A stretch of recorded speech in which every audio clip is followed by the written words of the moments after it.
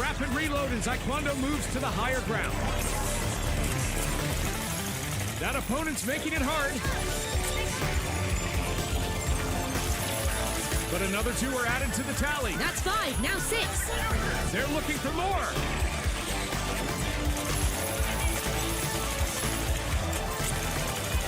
Another flighty one is eliminated, and we're up to 7. Taekwondo still on a roll, folks. Time to hit the high ground. Wait, there's another. That's an assist, just to give their teammates a share.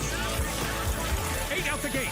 What a tremendous play from Taekwondo. Congratulations on being this episode's #1. Keep those amazing highlights rolling in, people. See you back here very soon.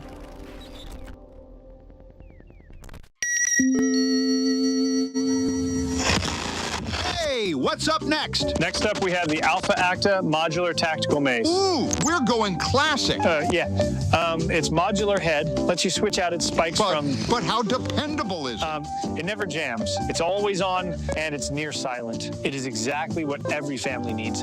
Ultimate reliability. You heard the man. No reloads, no recoil, no downtime. And the nursery stays perfectly calm. Let's see this bad boy in action. Wow, that is clever. Yeah. Modular head with interchangeable spikes from expanding splitters to poison-tipped injectors, so they, won't feel encouraged to return later that evening. And it also disassembles easily to fit in your dishwasher. This, folks, is a golden opportunity to safeguard your home against low-standard individuals with our zero downtime close-quarter solutions. Buy now and receive an incredible 85% discount on our exclusive Family Fortress Upgrade Kit, including our hello and goodbye mats, the 360 inflatable moat, and preheated barrels of oil.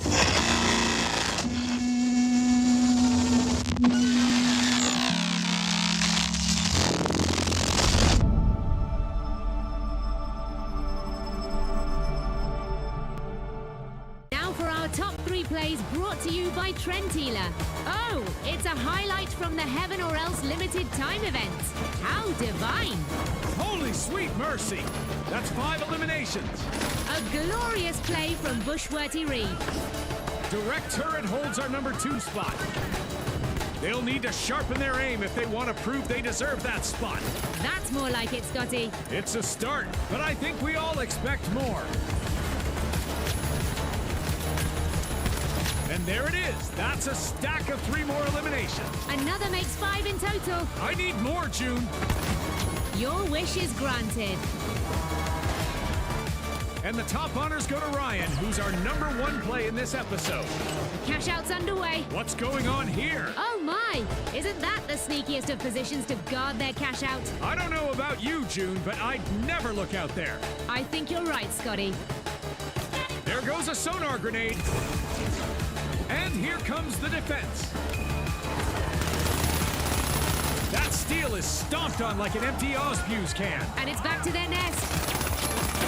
That opponent had no clue.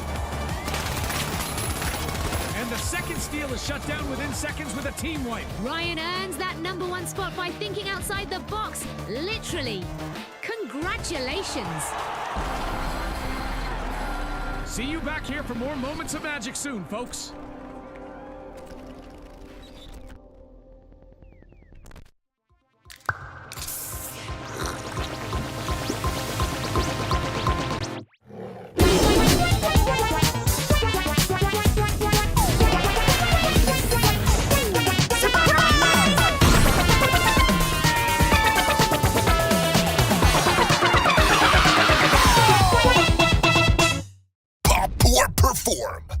June, I feel the need for Osbuse. Well, here they are, bringing you our top 3 plays. Warhead busts open the top 3 by securing a steal, but they're on their own. That's right, Scotty, and they're low on health too. This is going to be a tough cash-out defense. The rubber is about to meet the road. They're cautious. Holy holograms! I don't believe what I'm seeing. What a mighty solo effort from Warhead. Biz dives right into the cash-out action for our second place play. And that's an early elimination under their belt. They're looking hungry with that M11 in their hands. And clearly not afraid to hunt for their next opportunity. Let's watch the action unfold. Happy to avoid that heavy. And that one got away, but they're not deterred. That's elimination number 2. And 3, and 4, and looking for more. They can't run and they can't hide from Ziz. They're certainly doing their best to hide.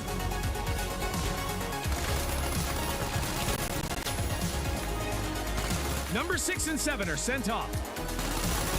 8 out the gate. And 9 will be fine. For the first time ever, folks, we're seeing a contestant appear twice in the same episode of Top 10 Highlights, with YN Onzo taking both the 6th and top spots. That's 2 eliminations, but now they're a teammate down. Make that 2 teammates down, Scotty. That grenade did the damage. As did the M26 matter in YN Onzo's hands. Absolutely. And that goo grenade provides a little respite from the action, but this solo cash-out defense isn't done and dusted yet. More goo stops the steal. And it's a quick health recharge before charging back to the action. Another steal stopped. That secures the cash-out. What a way to wrap up the top spot. Congratulations. Keep sending in those exquisite plays, people, and we'll be back here with another episode very soon.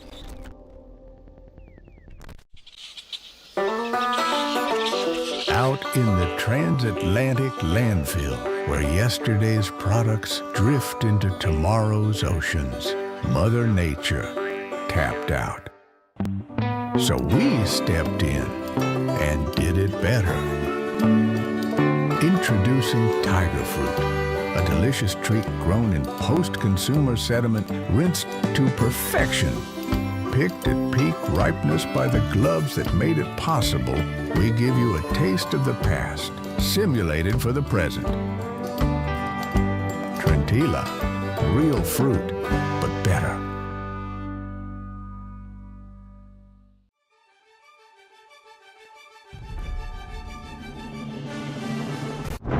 The stars, distant, watching.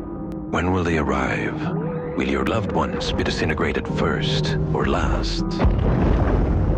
Will your family dog become their leader? With Holto's alien invasion insurance, you don't have to worry. Holto, we got your back. Now Volpe brings you our top 3 plays. In third place is Absolute Arthur with more point break action. There's an attack from behind. Ha! What a cheeky way to block that minigun. Absolute Arthur's about to run out of ammo. Boom! Well, you know what they say. What goes around comes around. Taking the number 2 spot and dodging our orbital lasers event is Purge, who's lurking like a shark looking for lunch. There's a poor chum. Chomp, this shark is hungry. But that fish looks like they might just be the one that got away. Wait, I think this might be one clever shark. Zapped! No one expected sharks with laser beams, Scotty. Indeed. And it's Gold Jester 44908. That's our number 1 play in this episode. They're about to defend a cash out on their own, folks. Incoming.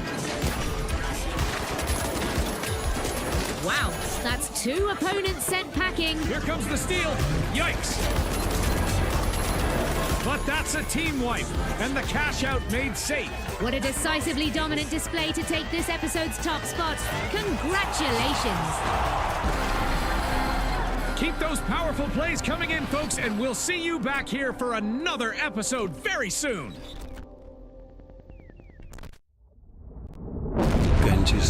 The real world can be unfriendly, misleading, confusing. But your world doesn't have to be. Reality Shield will protect you, cutting out the noise, making the world perfect. We do not censor. We cultivate. Engimo.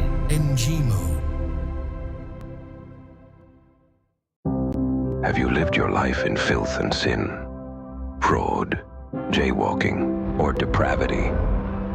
Don't leave your eternal fate to chance. Secure your heavenly place with our divine coverage. Holto's Pearly Gates Insurance. Your absolution is our mission. Holto, your key to eternity. And now for our top 3 plays, brought to you by Holto. The teams are all tied with one chance remaining for D-Lol Face and their teammates to make a steal for the win. Look at them.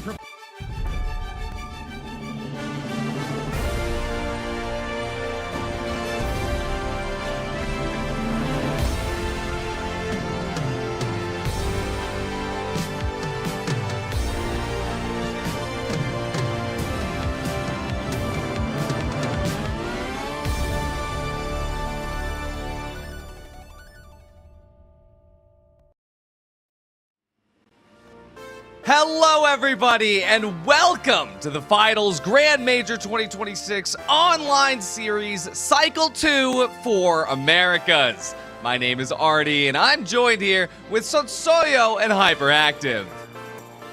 Hey everybody, welcome in. I am so excited for Cycle 2. I cannot wait for the action to get started, Hyper. I'm gassed as well, and being backed up by 2 absolutely amazing people who've brought us from 16 to 8. I'm so excited to see what the top 8 can do here today. Absolutely. There is a lot on the line, and, well, to be honest with you, not a lot of time to talk about it, because we want to jump into these games just as fast as you do, chat, so we are going to go ahead and, well, get you some background info. If you're just tuning in for the first time, what is the TGM Online Series? Well, let's talk about it. So, coming into this, there is a lot more on the line than the original just Grand Major Open Qualifiers, Closed Qualifiers, what have you.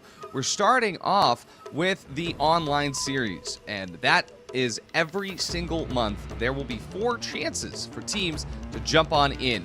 Open qualifiers with up to 256 teams jumping into the action.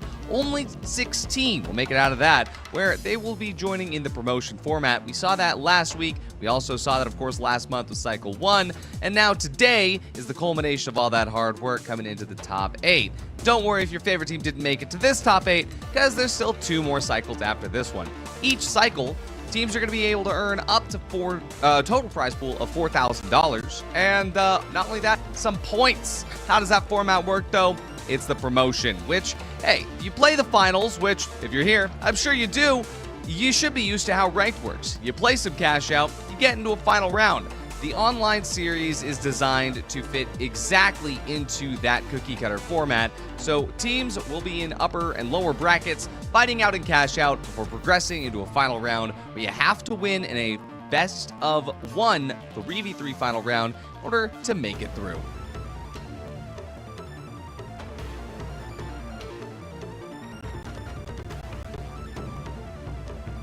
To look at the current standings from last cycle, we actually could see Team Envy got first place.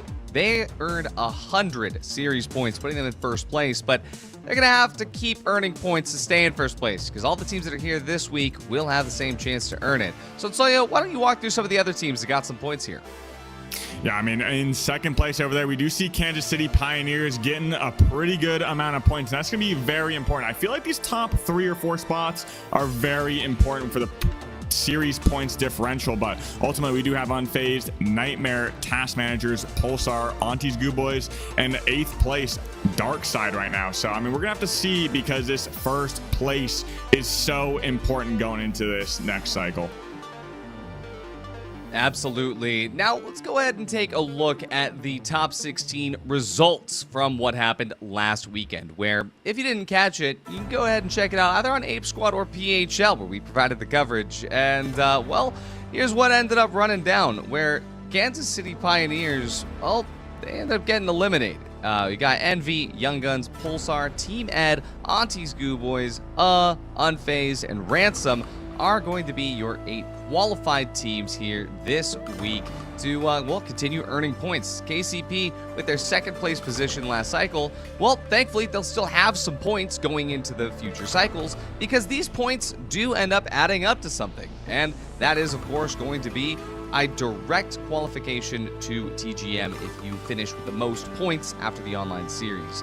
Not only that, but you can also get a nice boost to directly qualify into the closed quals or get a nice benefit going into the opens. So as we come into today, let's just talk about what these teams can expect.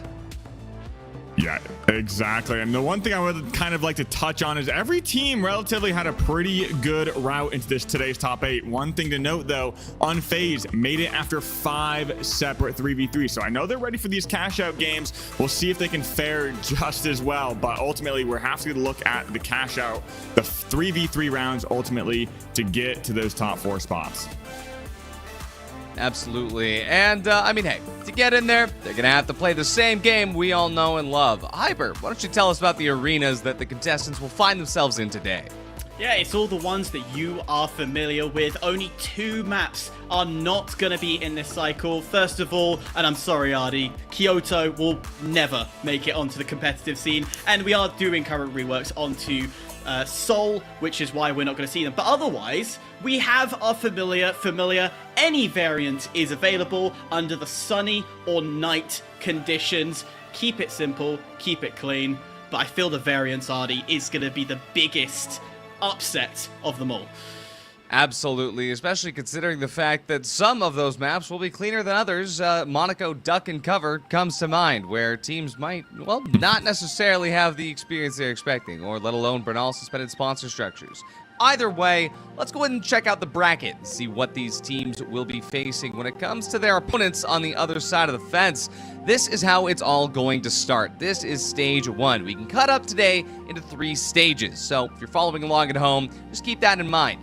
We have the very first starter, which is Envy, Team Ed, Auntie's Goo Boys, and Ransom. Then we have the match 2 bracket, which is Young Guns, Pulsar, Team and Unfazed. We're going to be watching both of those games of Cash Out. Following that, the winner of both those games of Cash Out will progress into another bracket, where the winner of that Cash Out will go into a final round, where the winner gets to automatically qualify to the final stage of today, the finale, and all the runner-ups advance to the upper. But if you get knocked out here, you're not out just yet, but you will have to play in a loser's bracket where it will get a little bit harder. One team will get eliminated early on today, while the other teams from that lower bracket who don't qualify will end up in a waiting list where they won't have as many chances to get into that finale. Yeah, it truly shows the importance of starting on early, getting the momentum started right here, right now.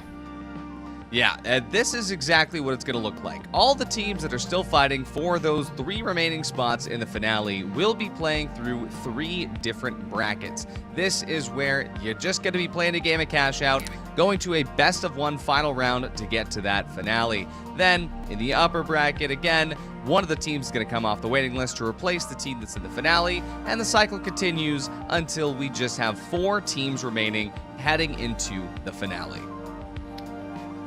I think the biggest thing here is pointing out that waiting list is going to be critical. You don't want to be waiting. Exactly. If you are on that waiting list, you might only get 1 shot to make it here. But whoever makes it here, well, they're going to have a very good chance to, earn some of those points. Play a game of Cash Out into a best of 3 3v3 final round. And the winner, well, they're going to get an extra 100 points in their bucket to aid them in their quest for TGM, so Soyo.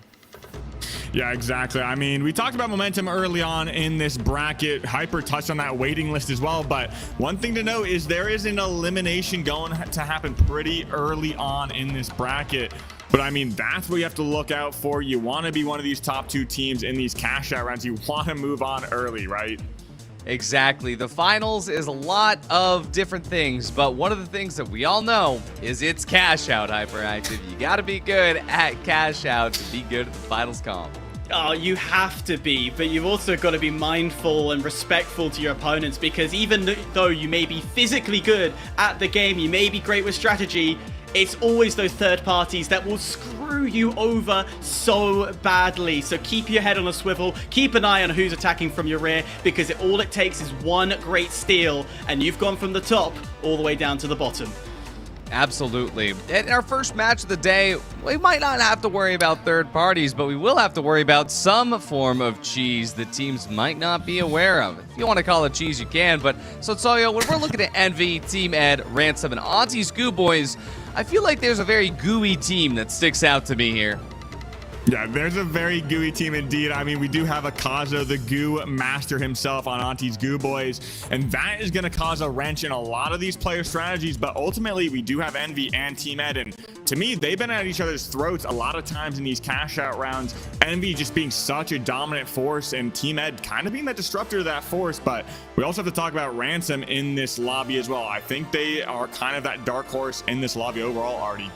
Yeah, exactly. And, we'll see how Ransom fares once we get into it, but let's take a look at the map vetoes. Starting off with a very strong set of vetoes here. A couple of ones that stick out to me is Envy continuing their streak of banning Vegas Stadium. Auntie's Goo Boys banning Bernal doesn't really surprise me that much. The randomized pick of the 4 remaining maps of the pool ends up being Sis Horizon to start the day off. I couldn't think of a better place to start.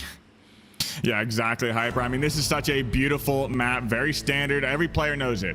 It's one that you can really build up some great strategy. You can put goo into different places, create new heights from it because of the high ceilings within the 2 big buildings. It's so much you can do with this map that the options are endless.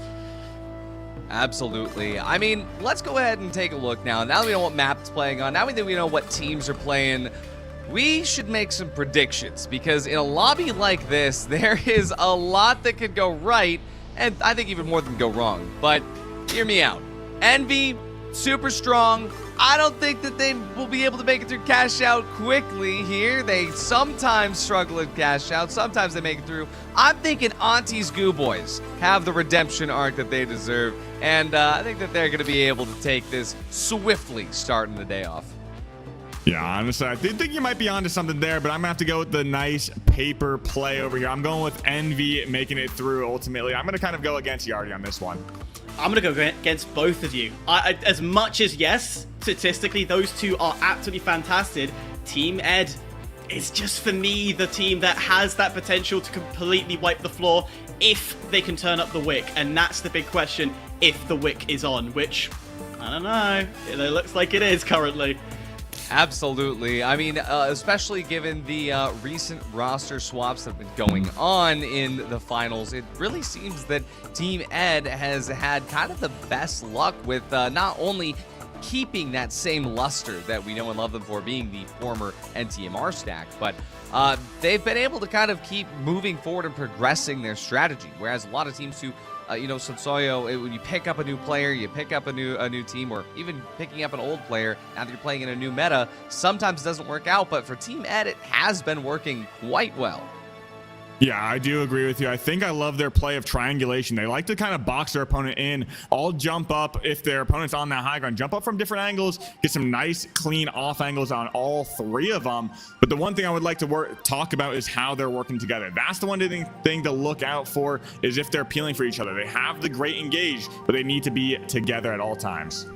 100%. And, well, you won't really have to wait long to find out, because we are going to be getting into that game as soon as possible. But chat, let us know. What team are you rooting for here? We got 8 teams in the top 8. Who do you think is going to make it to the finale? Who do you think is going to make it out of this specific game of Cash Out?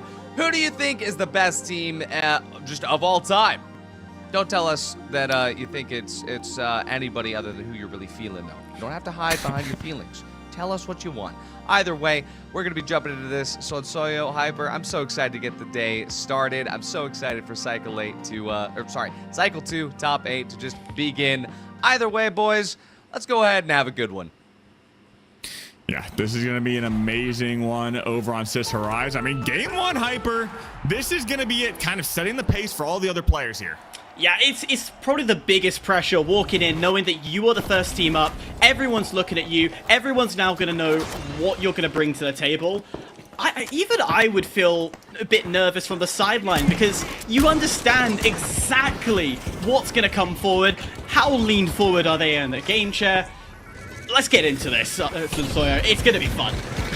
Yeah, I mean, we get that ball one tapped right off the bat. And Opposed using his tried and true Chaos 23 with that heal emitter and the mines as well. So let's look if he finds this nice RPG. It looks like Ransom sitting up all in all on the high ground. We do see a Kazo go down as alongside Noose as well. And it's going to be KD Killer, last one up against Space. Going to find this reset, potentially going to go for that hand res instead. So he's not going to have that defib online, but KD trying to find a hand res of his own. Oh, timing's impeccable. KD Killer unable to get the res back up and has to dip away. It's going to force some early coins to come into this game, which with only, I can see there's only 2 in the lobby at the moment. That is going to be huge to not have that upper hand coin later on. No, it's going to be a wipe.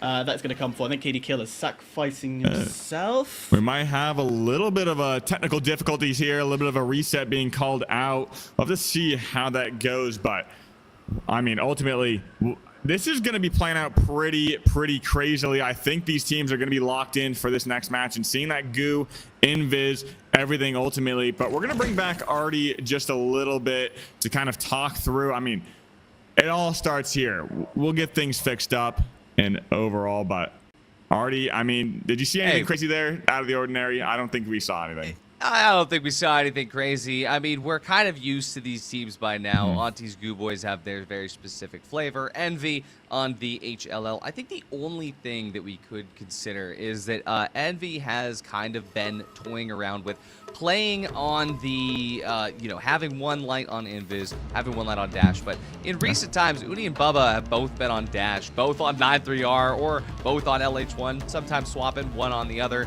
It's kind of whatever they're feeling on that day. I don't think it's strange to see them doing double Dash on Sis Horizon, but I don't think that we should be surprised if we do see either Uni or Bubba on Invis later in the day, but maybe it is worth talking about, since the fact that we do have double Dash on Envy right now. Well, I mean, the difference between double dash and having one of your lights on invis is very integral to your game plan. But ultimately, if you do have that invis on your team, you kind of countering all the other lights dashing around. If you make them second guess their movement, it's going to force the hesitation and slow down the pace for the attacking team. You don't want to be those lights who just ints and dies instantly in that team fight. But like you talked about, having double dash on Sister Rise is a pretty good look because they're known for kind of bobbing and weaving through these lines of sights, getting that early damage and just poking and prodding their opponents into uncomfortable situations. That's ultimately what we're looking out for, Hyper, is how they can kind of navigate that double dash and force their opponents to make mistakes. I think a lot of it will come with off angles. We know Envy are brilliant at map positioning. We know they're great at forcing their opponents into their traps that they set up. But it's very much being careful not to go too far. And that's a very common thing that we get with double dash is one player will become that lurker. They're out in the open providing great amount of information, but it's so easy to get picked off. And now you're playing with one arm behind your back. And that is so uncomfortable because you've got to wait that 20 seconds for the coin for them to come in, or you disengage the entire site and plan to get them back on site. Invis on that sense though would be safer because they can hide and at least get cover a lot quicker. And one thing worth noting as well is this is going to be the last tournament that's actually happening on Season 10. Of course, Season 11 going to be dropping later this week. And so a lot of these teams are going to be pulling out the absolute best, the culmination of everything that they have discovered throughout their time in Season 10 and bringing that to bat right now. And so I feel like Envy pulling out that double dash, they have kind of some sort of feeling that given the potential for changes to happen, this double dash gives them the best set for right now. And I think that's probably a really good indicator of how they are thinking about going about it today. So is they're not leaving anything on the table. This might just be another cycle for them, another, maybe they'll just run up and get the 100 points again today, but they're definitely not leaving any performance on the table. Yeah, I do think that's a good point. There's no reason to leave anything on the table. Like you're saying, because Season 11 right around the corner with that melee rework, I think a lot of players are kind of talking about whether or not Melee might be Sledge and who might come out on top in that meta. If Sledgehammer's meta, we might see a little bit of changing of the guard ultimately, but I'm not really too sure how that's going to go. I'm excited to see what Embark's cooking up for the finals on season 11. I do know it's something a little space agey, so it looks like there might be a new map. I don't want to speculate ultimately, but I'm super excited for that and see how the players adapt ultimately to the balance changes, new weapons potentially, new map potentially. I mean, we'll just have to see what comes our way. Absolutely. I'm excited. I saw that teaser they posted yesterday. They also posted another teaser just before that talking about the new sponsor, Cometa. Gotta take a little bit to wait and see, of course, just another week, but hey, I'm already just bouncing in my seat waiting for something to happen. I'm so excited for it. But yeah, once we get into this lobby yet again, I think that we could also take a look at how Auntie's Goo Boys is just thinking about today. I feel like Sis Horizon is one of their best maps, Hyper. Agreed. It's open. You can play with the goo. We know how much of an artist this team is when it comes to the goos. And then, of course, with the anti-grav, that changes up the level. So even if their cash box gets dropped down low, which very commonly we do see the cash box being chucked into alley or into the open or somewhere where it is technically difficult for a standard play to fight in, Anti-Goo Boys will move it into a position that they think is better. They will use that anti-grav, lift it up into height. We've seen the Helix come out before. I think it was in Nozomi was the last time I saw it come out, and that was impressive. But you could do it here as well, just outside the museum area, that open courtyard. Perfect place to play it. So yeah, I would agree. Yeah. It is their playground on this map. Love to see it. Auntie's Goo Boys, I like to say AGB with the AGC, that anti-gravity cube. It throws off even the toughest of teams. No matter how tough you are, you're a little bit less hard looking when you have just floating in the air, right? I mean, that kind of takes away your aura. Either way, Sonsoyo, you have a lot of aura. I think it comes from those headphones. So why don't you just bring us into this and well, once we start off with the first cash out game of the day, Sonsoyo, let me know how Auntie's Goo Boys is going to be working through this lobby. Yeah, I'll tell you how they sound for sure, Artie, all right? So we're going to be putting up back again in Sis Horizon. We'll have to see if we're going to be popping off with the same matchups. But like Artie said, we do see Envy on that double dash. Mesh Shield, I do want to kind of talk a little bit about when we do have an opportunity to talk about whether we're seeing, I mean, we do see Winch on Lamp. We see Biter on Mesh. It seems like a Mesh overarching lobby, but when we drop it in, Uni up on this high ground, taking some early shots, gonna have to use that Invis bomb to renegotiate this fight. And as they do, Ransom's trying to get a little bit more positioning, but Grandma's sitting up on this high ground, drops that C4, trying to look for any sort of opening. But he's not gonna find the damage that he needs to get. Finds a couple shots over on top of Biter, but the back door comes out from Bubba, and it looks like the pick might be coming out on space as well. Ransom opening fast as Noose was getting that first pick early on, but it's down to that 1v1. Biter versus Bubba ain't gonna happen. And Biter will say thank you very much. Ransom, that's one way to kick off this game. Go head-to-head with our current number ones, both in the seeding and into the cycle championship, and take them down early. That's a confidence and morale boost, isn't it, Sonsoyo? Yeah, exactly. And we don't get to see AGB get that setup time. They did not win that first vault fight. Looks like Team Ed's going to get this box going, winch it out, probably down on that low ground and have a great vantage point. But look at this. Envy do spawn in on the other side of that building as well. So they do have to be wary. They're looking in the wrong direction perhaps, but I mean, we'll have to see how this fight opens up. You said about Winch. Only Lamp using Winch in this game. Such a mesh meta from this North American side.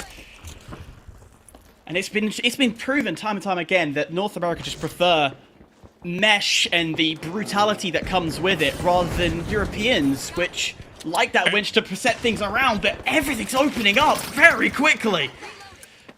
Yeah, I mean, Normalized taking out Uni. Lamp found the winch on top of Gremlin, winching him in. We were talking about it, how important that is to open up that fight. And it looks like not Bubba trying to take himself out, get this reset quickly, because a minute left on this box. They do not want to give Team Ed another opportunity. Going to be putting in a little bit more of an advantageous position. We've seen this position play out not very well for teams prior, but with that winch, with that high ground, it's gonna be beautiful. But on the other side of the map, we do see AGB setting up that anti-gravity cube Artie was talking about, getting that flip over here, and Ransom not really sure where their presence is on this box. They didn't move. It almost felt like they wanted to go for the retake, as again, Noose able to get a pick onto Apo, quickly gets the res back on Baitor to bring a full fletch of strength. It's clear they like their attacking because immediately they get some pressure back onto AGB. They will lose out, and Nakazo with those Julies will say thank you very much. 1 to go, and that might be a critical mistake, letting that site go and re-attacking later on.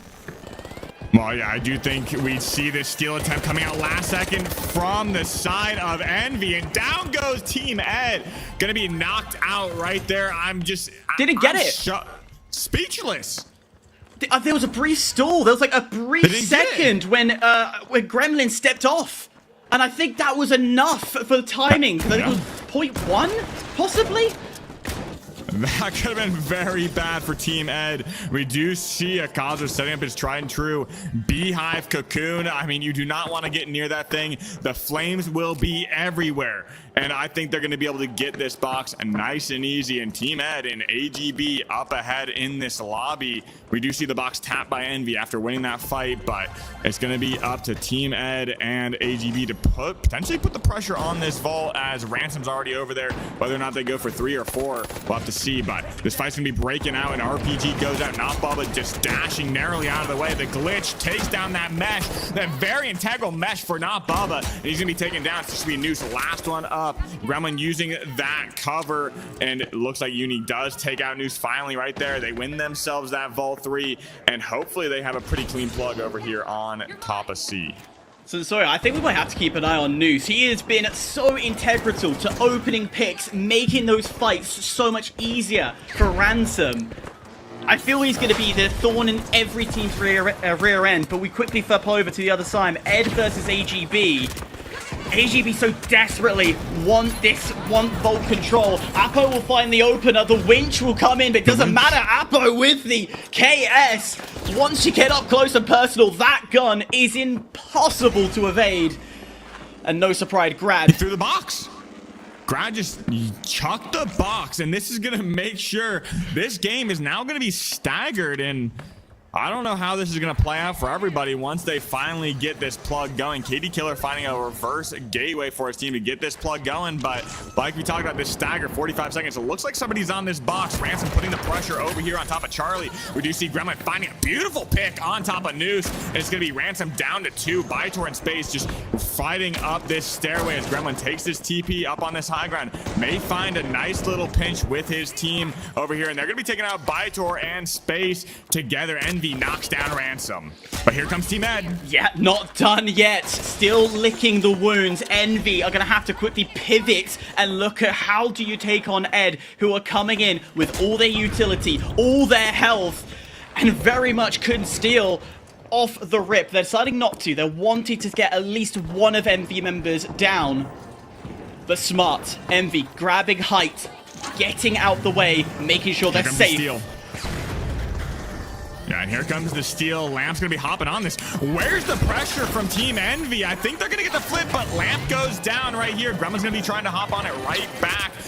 Normalized, sitting up on this off angle. They need to get that heals out. He does hop off it, and that could be very dangerous, but it looks like that heal goes out from Uni. Uni needs to be the last one up. Finds that pick on Grad, clutching up for Team Envy there, and that's going to be evening things up pretty well.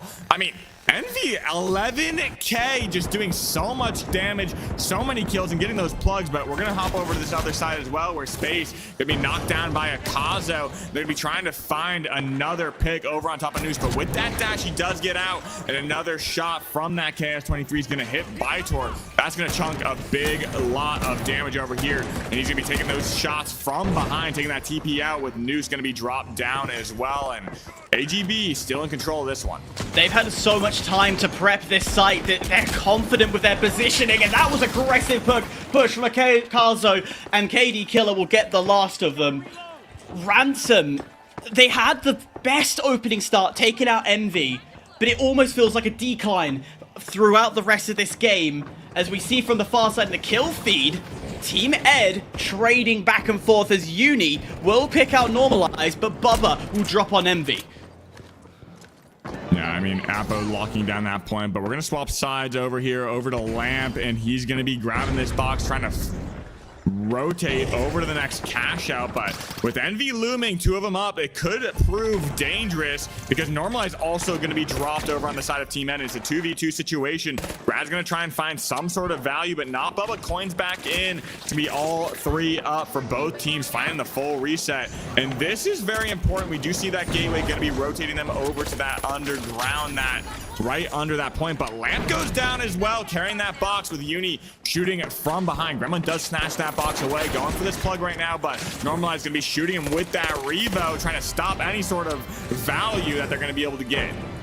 Even though Envy have nicked this vault, brilliant work from Ed to not allow them to get any space of movement, not allow for this box to go too far away. And a matter of fact, it's forced pressure for the cash out to commence. You're in second place, you're still at risk, you can't weigh down that last 40 seconds. Brilliant work from Ed, even though they dropped a player early in that gunfight. And this is important because not Bubba just, he did get rezzed by Gremlin. He's on his last coin, so that could have been very dangerous. But ultimately, we're going to be going for the steal, using it in Viz to try and push up on this high ground. But the triangulation from Envy is going to be not doing that much. But here comes Ransom. The box is still in Envy control. And this third party could prove problematic for Team Ed's push. They have to get that reset on Normalize. Normalize with 0 coins in this lobby. They're going to have to find that hand res or wipe. But luckily for them, they do wipe that box. Looks like it's going to be doubled up from a Ransom, which means everybody is on their way over here with Ed or AGB in control narrowly. And this is going to be coming down to a kill race for Envy and AGB. But somebody's going for the steal right now. Looks like Ransom going to be able to get that flip. No, they narrowly don't hold on. Again, a fraction of seconds away before the flip would have gone through. All 4 teams are indeed on the same site. They're all here wanting a piece of the pie. Steal going down once again. This time Ransom going for a take-2 opportunity. The steal just denied again for the second time. And Ransom so desperately knowing that they need this steal to get themselves into the chance of qualifying. Envy losing so many players off the back that Bubba is left alive. Now it's Ed's turn. Can they make the steal, or is the denial going to come through for yet another time? No! It will be stolen at the last second! But we still have this kill race going down. We'll have to see 1 more second. Not going to be enough kills coming out from Envy. That's going to be Team Ed and AGB! Wow. That kill race meant everything. But Envy missing out, taking too much damage at the very end, losing Uni and Gremlin, and Bubba left alive. It's so unfortunate. We know how great Bubba is at denying, at stalling, but he needed those kills in that situation. Well, yeah, in that first box with Envy not being able to get that flip on the side of Team Ed was, I mean, costing them a lot. We saw that game come down to a kill race at the last few seconds, but with so much chaos and Ransom trying to steal the box, Envy just wanted to hold it and keep control of that. It's going to be ultimately going down the way. Just insane game for AGB and Team Ed, but already, I mean, what do you think of that one? I mean, I gotta say, usually whenever we see Team Ed and Team Envy in a lobby, they try to avoid each other at cash out, but both teams encountered each other by chance, and they chose to keep engaging and focus on playing their own game. Gotta have it all the way up until the end. Like that first third party, kind of being on that last box when Ransom brought that double. When AGB was in front by 3 kills, we saw them space immediately. And to be honest, I thought Envy was going to be able to hold that through. But as Hyper pointed out during the middle of that chaos, when Bubba was last man on the box, it was just too much pressure. Team Ed, they found their way in. I also distinctly remember back in looking at box 2, Uni was keeping up that clutch factor, just letting Gremlin reflip. Gremlin kind of almost didn't even care about the rest of the fight with Team Ed because, hey, Uni's there, he's got it. But during that final just absolute chaos when it all got doubled, it was almost too much for even the TGM25 MVP to keep up with. And, you know, Bubba being alive was one thing, but there's only so much that you can do to hold on. And it was only inevitable that somebody was able to flip that box, but was not expecting the AGB and Team Ed finish here. I will say, AGB, given enough prep time, yeah, they could do anything. So they're going to be progressing up into the next section of that bracket, just like a game of ranked. And we're about to go ahead and see match 2, which is full of Young Guns, Pulsar, Team and Team Unfazed. So we'll see who's going to be able to match them up there. And, well, remember, whoever loses is going to be joining Envy and Ransom in that lower match. And, well, if you do not make it out of that, it is in, as we call in the industry, the scary zone. Sonsoyo. Yeah, I don't know who's going to win this next match. Honestly, this is going to be absolutely insane. But like you said, I mean, it's going to be Young Guns, Pulsar, Unfazed, and Team. That being said, I mean, we got tons of shooters in this lobby. Pulsar, to me, is the big standout. But, I mean, we've seen Young Guns do just such a phenomenal job ultimately in Cash Out, and as well as Unfazed. These two, to me, are probably one of the best 2 teams that we saw in Cash Out from the top 16 bracket. But can they carry it through in this top 8? We'll have to see, because this Hyper is just meaning so much. The early momentum is just so integral to these players' play here. Agreed. And, you know, we talk about how great these teams are. I want to kind of highlight a bit on and Boo Boo, and how brilliant of an IGL he has been, because he's gone through a lot of roster. There's been a lot of changes. I remember the time when Metro was on that team and how brilliantly he brought that roster forward and made it powerful. He's a very integral player that has shown that the TGM experience that he's brought from 25 is continuing to excel through his teammates later on. So I'm looking forward to see how this new formation continues that beautiful streak for Boo Boo. Absolutely. And I'm looking forward to seeing how these map vetoes play out here, where we've got Unfazed and banning out the first couple of maps there. No more Monaco, no more Skyway Stadium. 2 maps that are, well, pretty hand in hand, all things considered. Once Pulsar gets in the mix, getting rid of Fong Wai, Young Guns take out Nozomi, there's no way we're going back to Sis Horizon. That is actually insane to me. I mean, hey, that's, you know what? Dynamism. Anything can happen. Anyone can win. And Sonsoyo, I have a big feeling that, yeah, Young Guns are going to have a good shot on this. Young Guns had, I think, kind of like an anime combat hero arc in the last few seasons of comp, specifically the last few months. And, you know, I mean, Hyper, if we talk about Young Guns' performance in the top 16, they kind of surprised a lot of people with the way that they were able to keep up all of their standings throughout that whole run. Yeah, it was a great run for them. They, you know, coming into it, you'd think Young Guns, their performance, you know, take the PHL series, they're getting themselves to the very end, getting themselves to the crown situation. There's a lot of pressure that rides onto them, and then you get to the same situation, top 8 fight that needs to come through. Bang, they get it done in 2, which is brilliant to see. Absolutely. I mean, hey, now let's just say what we're all thinking here. Chat, let me know who you think is going to be winning in this bracket. And for us, well, there's a lot to choose from. And to be fairly honest with you, I have such a torn decision right now. I am so close with all these players, so close to all these teams. But I feel like Pulsar, they have a lot to prove. And I feel like Pulsar is going to be who I'm thinking here. Just because I know the strain that those players have gone through.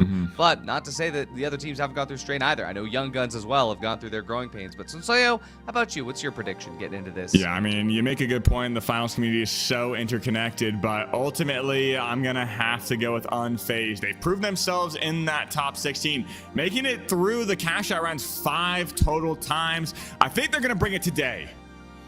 I've got to go with Ardi, Pulsar. I think they've got it in the bag. I feel that the way they play, the bringing in Calf and just the integration of having Spawns and Llama. I'm still waiting on Llama to bring that sledge back. That is my only concern. I want to see next season. Next season. Anything's possible. 100%. I'm putting my money down Pulsar. Alrighty, well, real quick, there are 2 teams that make it through cash out, so just quick secondary unofficial prediction. I think Young Guns make it through. So Tsoya, real quick. I'm with you, Young Guns there. Hyper, real quick. Upset. Alrighty, well, let's go ahead and get into it. Chat, let us know, but we're going to jump into this horizon.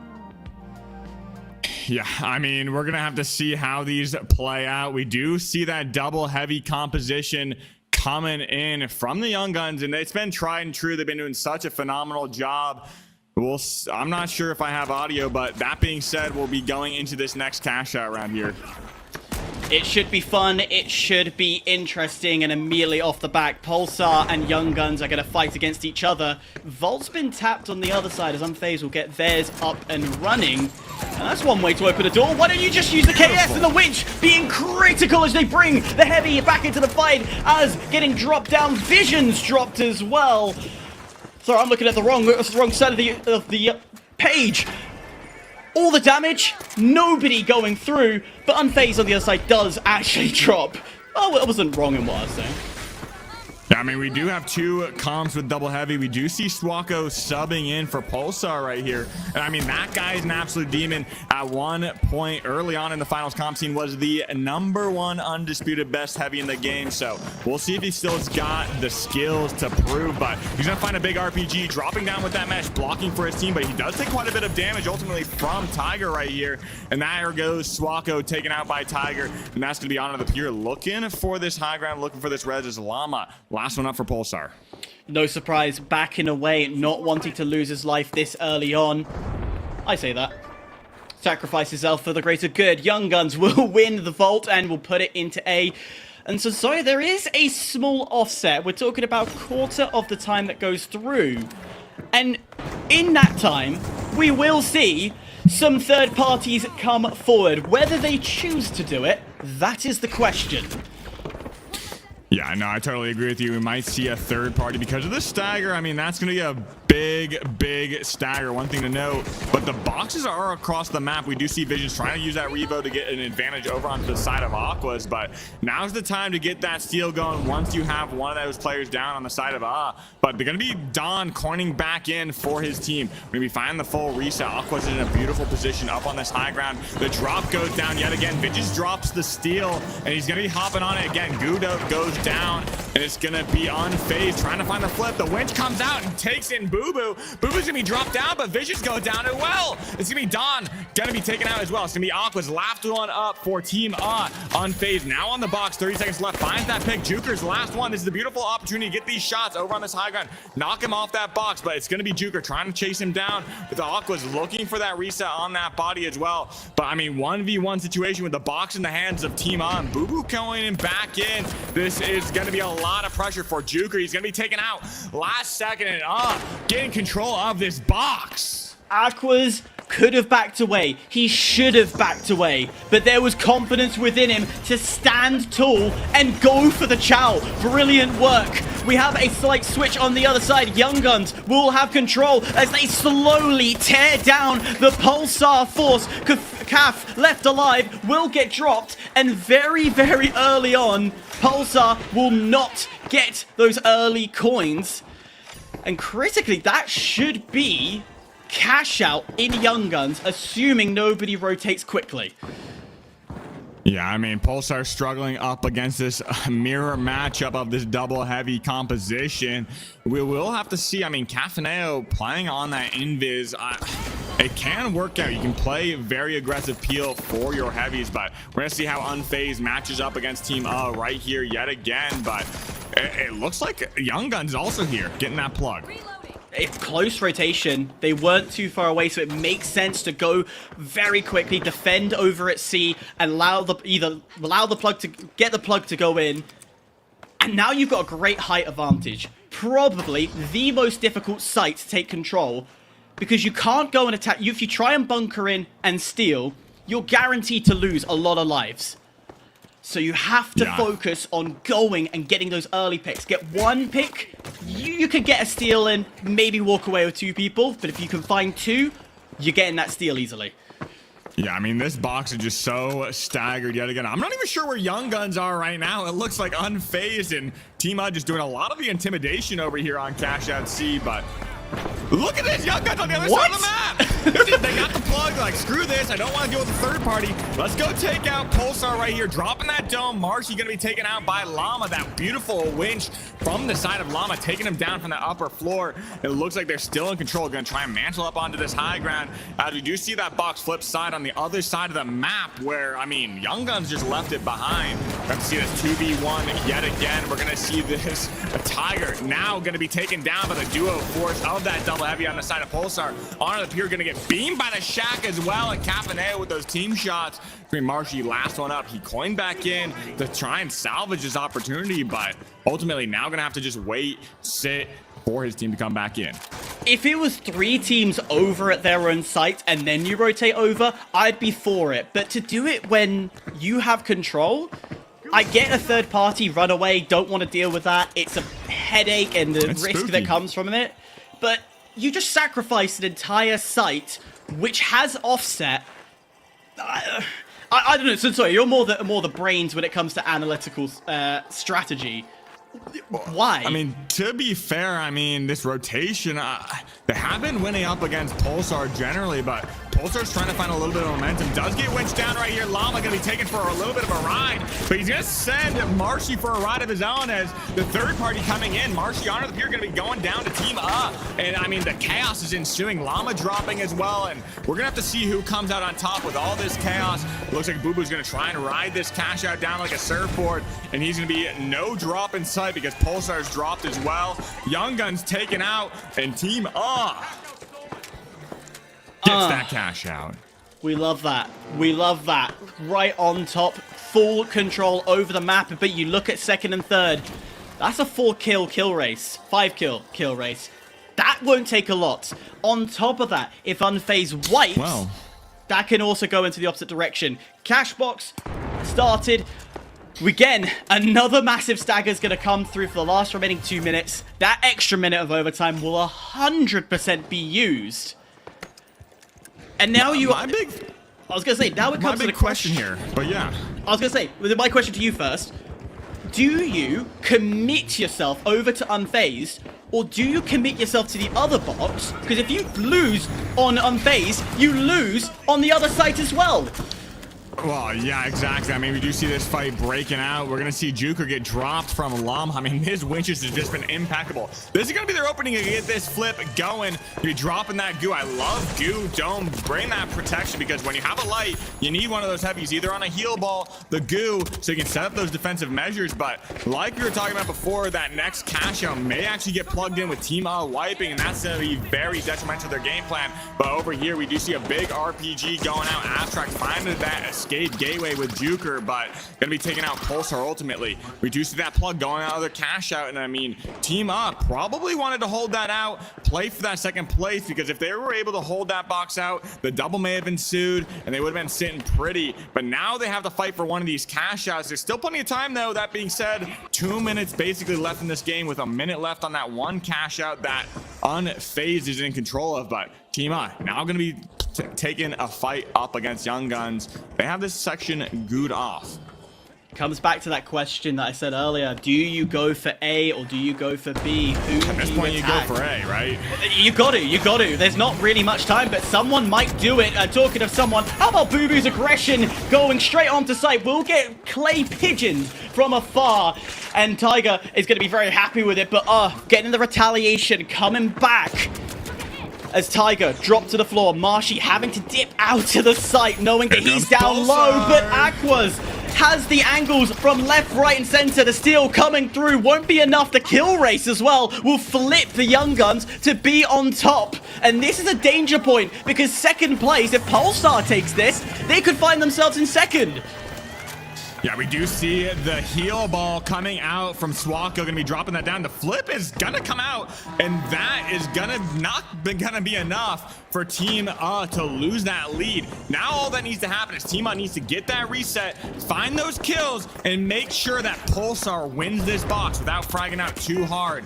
We will see how this plays out. Team needs to be very, very careful not to wipe it, not let anyone take this, because it looks like Young Guns now gain control of this box. Most likely they do get that flip. flip. And now Young Guns in that first place position. They retake their box, but here comes Pulsar yet again. Llama jumps on that box, a last-ditch effort, but we saw prior, Team O would have still been ahead, but Boo Boo's last one up. He's also gonna have to make a last-second attempt over on this box with Honor here sitting in that vent, waiting for anyone to hop on, but he's the last one up. This could go any way. It's gonna be Young Guns winning it out on that last box. Wow. I felt like I just went through a whole emotional ride. 1 minute it was high, 1 minute it was low, 1 minute someone had control. I don't think any team was necessarily in full control. The only team that really didn't was Pulsar. I'm very surprised by how they just, every time they had sight, they didn't lock it down. They didn't have control. I felt like no matter who was in front of them, may that be Young Guns, Unfazed, they felt like they were moving Pulsar exactly where they needed to. And Pulsar was going, yeah, we'll move for you. Here you go. Here's a sight. It's all yours. I mean, exactly. I gotta say, this kind of felt like enemies to lovers arc. We talk about Young Guns anime arc, and it continues here because at the very beginning of this, I was watching this as Young Guns versus Pulsar in terms of lobby control, figuring out exactly how they want to move through this. But both teams are playing this HHL so incredibly well, and it kind of came into that final round where I guess Llama's kind of an honorary member of Young Guns, the way that they were able to play that last box. And well, you know, it makes a lot of sense from a strategic point of view, given the fact that Young Guns are incredibly good at cash out, but maybe don't have the best reputation 3v3 final round. It kind of makes sense that, well, you know, Pulsar probably wanted to try and find a way to squeeze themselves in if Young Guns would be able to, you know, just get a little bit out there. But unfortunately for Pulsar, they couldn't quite make the mark on every single box. They finished with 6,000, and well, we'll find them in the lower bracket. But I'm excited to see this through here. I will say Unfazed and Young Guns both doing incredibly well, and Unfazed kind of just being the strong start no matter what. Unfazed was stable. Look at their deaths. They were really unrocked throughout that entire time. Yeah, exactly. I mean, one player I do want to point out is Aqua's with 10 kills in that lobby. But like you said, I mean, Pulsar playing with a sub already, do you think it's kind of messing up with the chemistry? Do they have what it takes? I mean, we saw some strengths, but Cafaneo's on Invis, Waco's coming in with that double heavy comp. I mean, we all know they're good players outright. I mean, you know, when a coach has to come in and sub, it is a very, very interesting time, to say the least. And no doubt that definitely had some impact on their performance. But the overall game plan was still flowing kind of as it was being called. It's just ended up being that the HHL was dealt with. Remember that both Team and Team Unfazed, when they are playing HML daily in ranked lobbies, HHL is something that you come across quite frequently, and they're very used to it. Yeah. Whereas teams that are running HHL, usually the teams that they're scrimming are scrimming for 3v3 final round, where maybe they're not encountering HML inside of a cash out time. Of course, 12's scrims are a bit scary to find and hard to, you know, encounter. And so it's almost just like Sueco maybe just did not have the fortitude to be able to stand up in a lobby like this, especially with Young Guns in the mix. Young Guns runs this day in, day out, and they are masters of cash out and understanding that timing. Yeah. And as we know, timing is everything. Now, we just saw the bracket there of what you guys can expect moving forward. So, got 2 more games of cash out that are going to be played. Only one team is going to be able to make it into the finale to start off, where the rest of the teams, they'll have to fight for the 3 remaining spots. So, either way, before we get there, we're going to cut to a small break. But when we get back, we'll be continuing the action. So, chat, don't go anywhere. We'll be back right after this.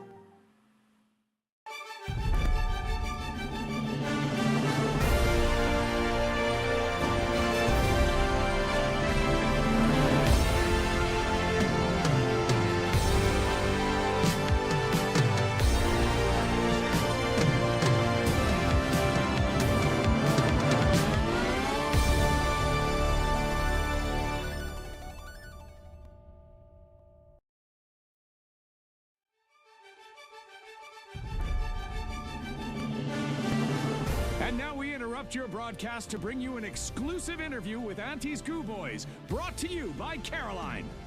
Thanks for doing this. It's really nice of you to hop on. Maybe you could just both tell us a little bit of who you are and your team and all of that. Love to hear more about it for anyone who maybe doesn't know you yet.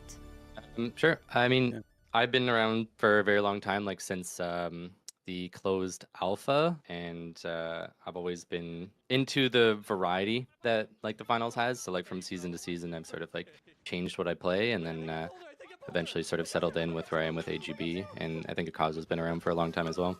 Yeah, my name is Akazo. I've been playing since closed beta 2.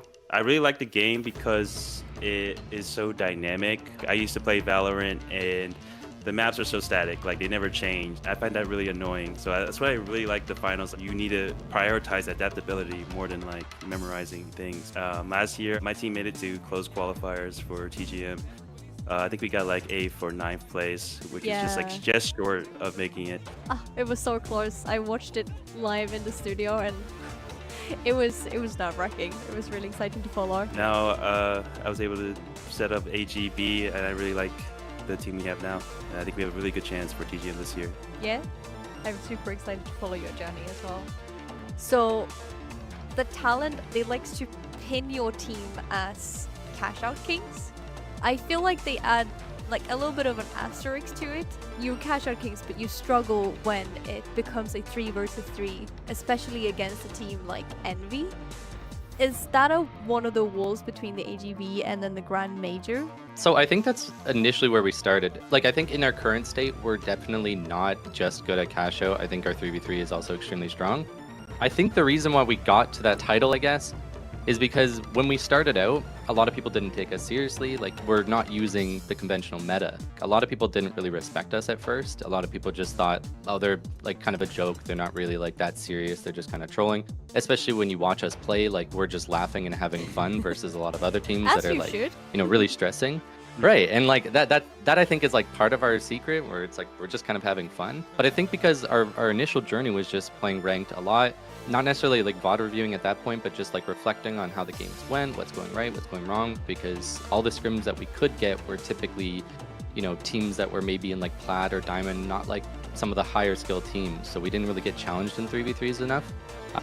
After we started showing up in tournaments and doing really well and like kind of consistently placing in like top 5, then teams started to give us a little bit of respect, especially when some of these top teams might lose to us in 2-0 in like a 3v3 because they have no answer to it, right? They've never seen it. They don't know what we're doing. It was just like kind of a shock to a lot of them. They had to learn, so eventually they decided to start getting some scrims with us, and then we focused so much time on these scrims versus some of the top pro teams that like, I can't remember which tournament it was, but all of a sudden we got into a tournament where like we were winning almost all of our 3v3s. They're doing really well. And then our cash out games, we were just getting rolled. It was one of those eye openers to me. It was like, well, like the last couple of weeks, all we've done is like scrim. So now we're trying to balance it. Like recently we've been getting like 1 or 2 scrims a day along with some ranked matches, trying like make sure we're not hyper fixating on one thing, because we've kind of fluctuated back and forth. And I feel like we've found a good middle ground where whether it's cash out or 3v3s, we're very confident. We've been doing consistently well in all of those.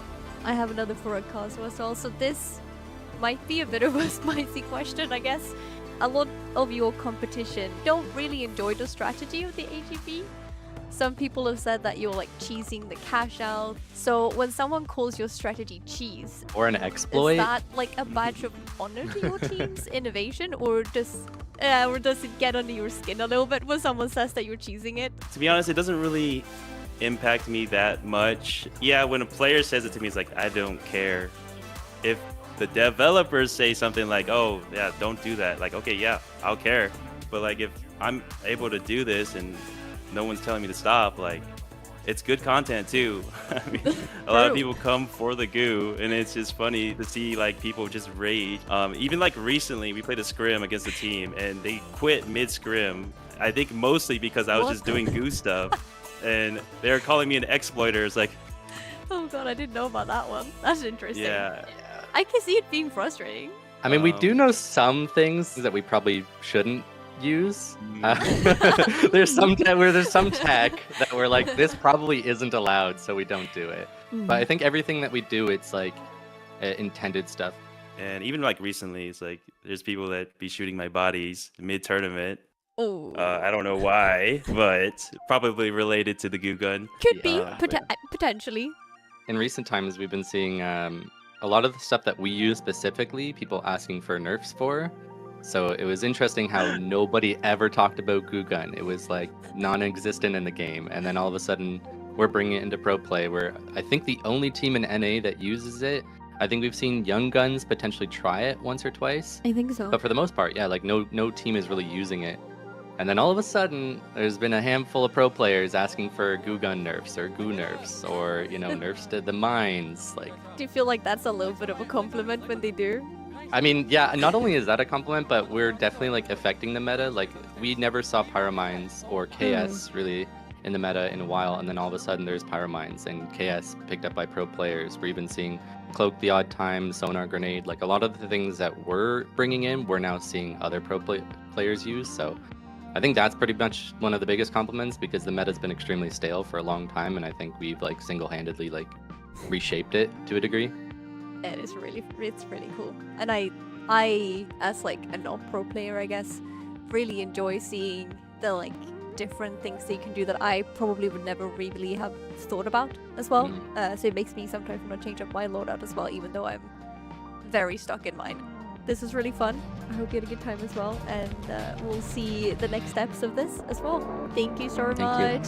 Bye. That's a wrap up for an exclusive behind the scenes of the minds behind the Cash Out Kings, AGB. I wouldn't want to face against them in the arena, June. They truly are to be feared.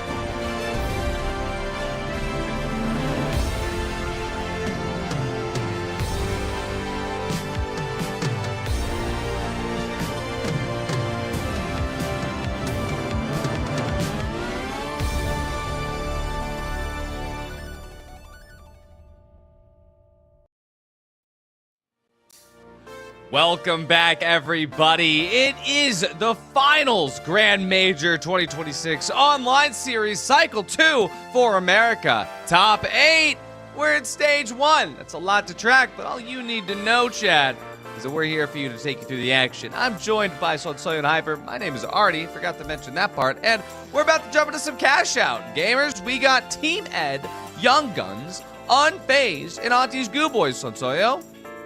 Yeah, I'm feeling pretty unfazed about another round of cash out ultimately. I'm excited to see how this plays out. I mean, those who were the top 2 of that first cash out round made it here. And I mean, the momentum is going strong for them. I mean, we're going to have to see how Envy, Pulsar, and Ransom play out later.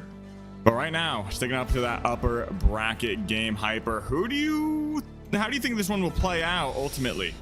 I think it all depends on that map. I think there are certain maps that will favor teams, particularly anything that has a lot of enclosed space. We know the Artie Goo Boys will do their Goo magic. However, we've seen from Young Guns, the Honor and that LH1 is dangerous. So if we get something like Nozomi, Banal, Las Vegas, that it would favor them. So I would say that this is a very map dependent lobby that determines who has that upper hand. Yeah, I think that's definitely fair. One thing that I'll also say as well is that we have 2 teams that are very, very good at cash out, Auntie's Goo Boys and Young Guns. And then coming in as well are the other 2 teams that are just comp demons that everybody knows them for. One thing I'll say, though, coming out from that interview, and I will steal this from chat. Shout out Drewings. KD Killer using Invis in the interview. Hilarious. Maybe you'll see his face one day. But yeah, judging by what AGB said, they're ready for anything. And so when we look at this, I mean, AGB banning Bernal does not surprise me whatsoever. Take out Skyway Stadium, take out Fongwai. Team Ed taking out Fortune Stadium. That leaves us with one final one. Will it be Sis? No, it will be Nozomi Citadel. Another map with incredible verticality, great opportunities for rotations, and, well, I mean, hey, if I'm Team Ed, I actually might be sweating just a little bit, Sonsoyo, because this is a playground for both AGB and Young Guns.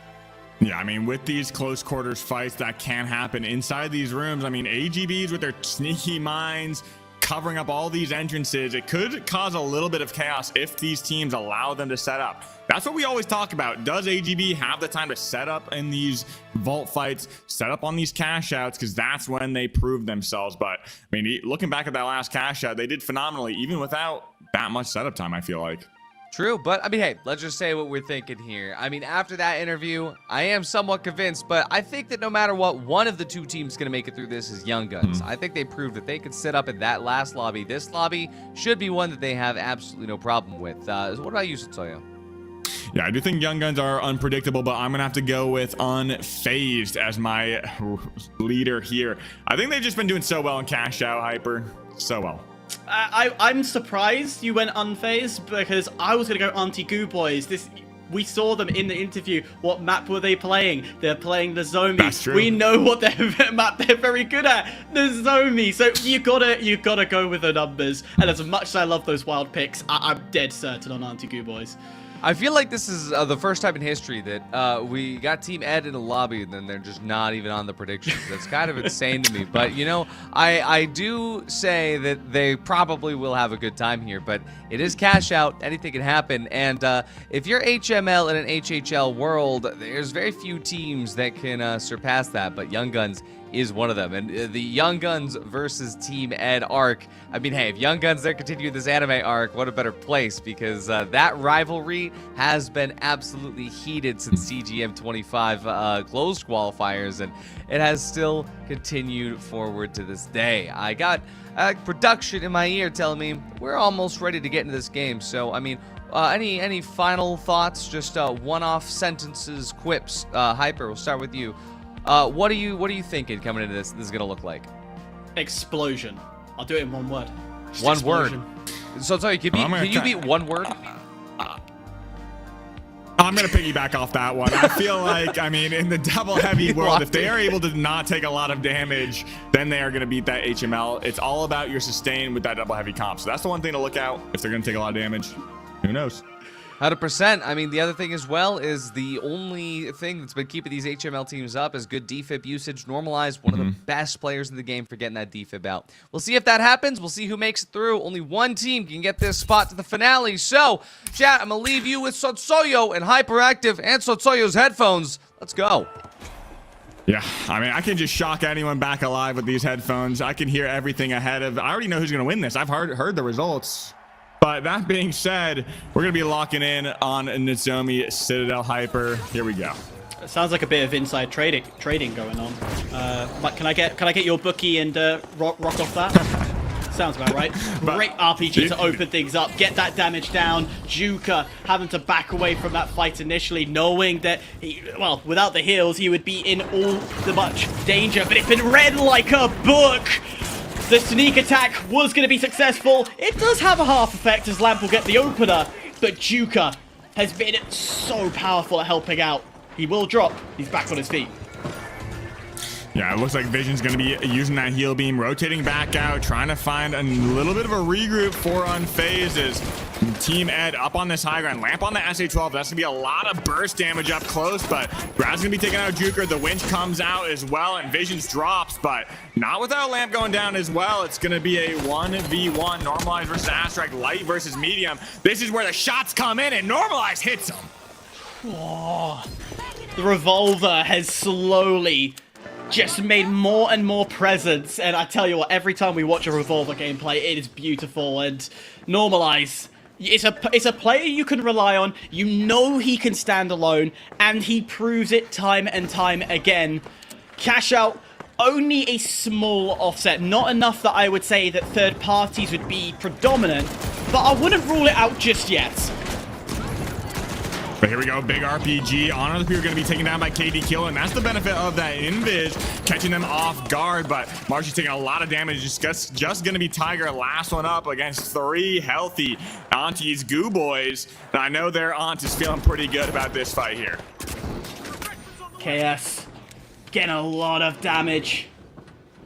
There will be a wipe. Auntie Goo Boys, now they've got more breathing space. They can now do their goo mastery. I can hear it in the background. Karzo What fortress is he making? But we quickly flip to the other side. Already unfazed down low. And it might be a 1, 2, 3. Good night, Sweet Moon. It's done and dusted. Team Ed, without even taking a breath, gets it done and dusted. I mean, Team Ed is just looking so good right now. I mean, they have this double fire barrels. I think this is a little unorthodox, and I've only seen them do it where they winch it over to that area where it does not drop down. Because, I mean, you know that bridge can just cause so much debris, so much cover for that stealing team. So I do think this is a pretty good play, but with Young Guns coming over, they do have that winch and that mesh. But going to be shooting out those fire barrels early on, going to get that fire out and extinguished. And it looks like we're going to see Team Ed take up on this high ground, reload that RPG. This could be their opener. But I'm curious to see how Young Guns takes this approach. But Normalized knows that Heavy is right there, backing off, takes a big BFR shot, I believe, or KS. And that's going to be a KS right there. I was about to point out that they need somebody in a position to stop any cover like this, which Normalized was doing. But now Lamp's job, he goes aggressive, will drop. Still not done. Here comes the third party. Yeah, good spot. Is Unfazed wants a piece of the action as well. Why not go for it? I said third party's a possibility. Vision going for it will get dropped, and it's still in Team Ed's possession. But the third party, is it going to allow the steal to go through? No. Team Ed. I mean, how? Barely making it out of there alive. We did see Young Guns try and make that last second attempt, but it's gonna be Astrak versus Honor the Pure, and I mean that Invis LH1 gonna be able to hit those shots on a flying Astrak through the sky. I love it. Honor and the LH1, we saw it in Sis Horizon. An absolute beamer with this rifle. And the flicks are just the same.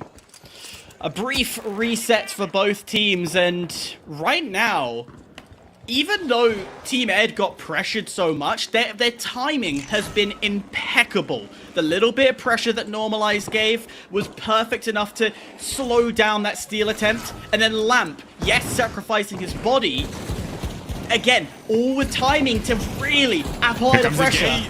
The winch, and Akazo's gooed back in. He's gonna be using that goo gun to block that damage, but it's gonna be Akazo finding the pick on Tiger, and Marshy shooting back, taking out Akazo, but not without Young Guns going down first. Here comes another third party with Unfazed taking out AGB. Is this just, we should rename Unfazed to third party enjoyers at this point. They've, second time, made it work. On the while that steal goes through, just to let you know, Ed has also put in the cash box onto D as well, so that's starting to go through. If this stays as it is, kill race between 2 and 3.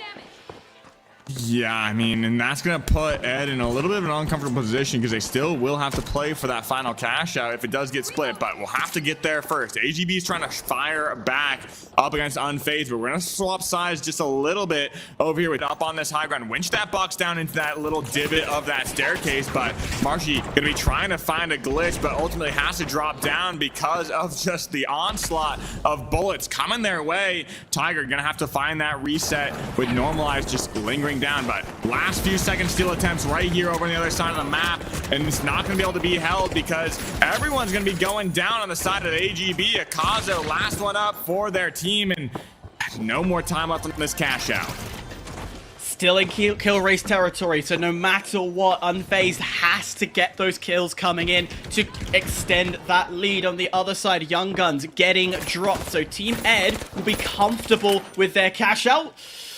And just to add insult to injury, well, I said about needing kills, one will do. Visions will get AGB, and that creates, well, I don't like doing maths on the spot. It's about 4,000 gap, 5,000 gap. But I don't even know if it matters because, I mean, look at this. Team Ed, they get this cash box, and they're going to have to play for that next box. Either hold it out, force a double or something. If they want to stay in those top 2 slots, they cannot let AGB or Unfazed both get those plays, but it looks like Unfazed is now fighting up against Young Guns right now with that shack in hand. He's going to be able to take down Juker, and now they're on their visions towards Vision right now with 1 HP. He does get taken out. Beautiful flick over to Astract, and this may be a wipe for Unfazed. This could prove difficult But, I mean, Astrak just, where'd he go? He lost sight, but Tiger finds him.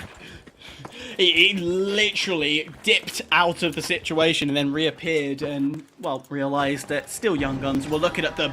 Talking of Young Guns, we go into we will have 20 seconds of overtime, and this is enough for them to jump off the board to second place. However, they are almost begging that the other two teams do not put in that cash box, otherwise there is no hope.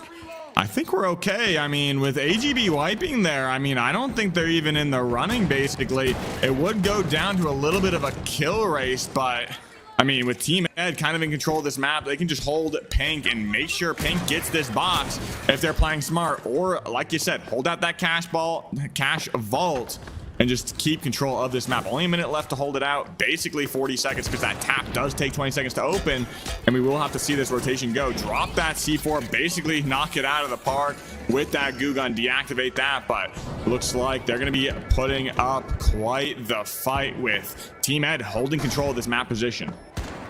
Ed knows desperately that they do not want their cash box to go away, as that's a good win. Unfortunately, not enough to bring him over that goo wall, but in doing so, does it really matter? They've got the vault. They can run away with it and chuck it as far away as possible. That's job done for Ed. They're not worried about the outcome of the fights. They're just making sure their safety net is secured. Yeah. Beautiful toss over, but it's going to fall off the map, and I mean, it could cause a reset back to Lamp, but there is a small possibility it goes all the way back to that spawn point. But fortunately for them, it goes right back into the hands of Lamp, and I don't think there's going to be any way to get this plug, and AGB just wasting so much time as this fight goes on between Unfazed and Young Guns. I mean, this could be a great third party if they come in right now, but Unfazed is going to hop on this box. They do have that escape gateway going down, the dome coming out for Marshy to hold point, and here comes AGB right on cue with only 15 seconds left. Somebody has to hop on this point for this last second attempt, but I don't think anyone's going to be able to get it with those RPGs going out, gas on that point, and fire as well. I mean, the whole kitchen sink going the way of Cash Out B, and it's going to be Team Ed and Young Guns taking this one. I don't think none of us predicted Ed.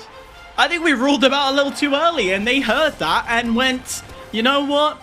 Screw you guys, we're going to make sure we get the victory here. Brilliant control from Ed. Every step of the way, they were ahead in terms of quickly getting that vault tapped. They were moving that vault quickly out of these fights, not engaging too often. And when they did, it was precise and on point. Yeah, I mean, ultimately so beautiful. I'm not sure if Artie's here right now, but Artie, holy, what a game.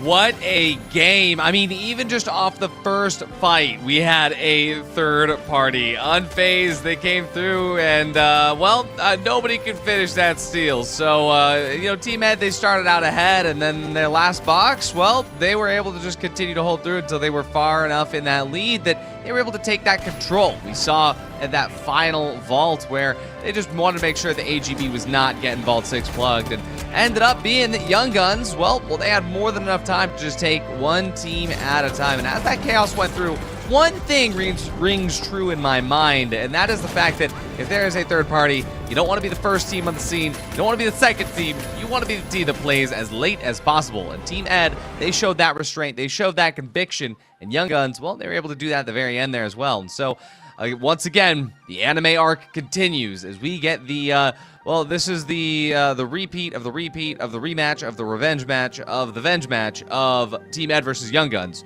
This is phenomenal, to say the least. We're going to be seeing one of these teams qualify into one of 4 slots in the finale, and the rest of the teams, well, they're going to have a very long day ahead as they try to get those last 3 spots.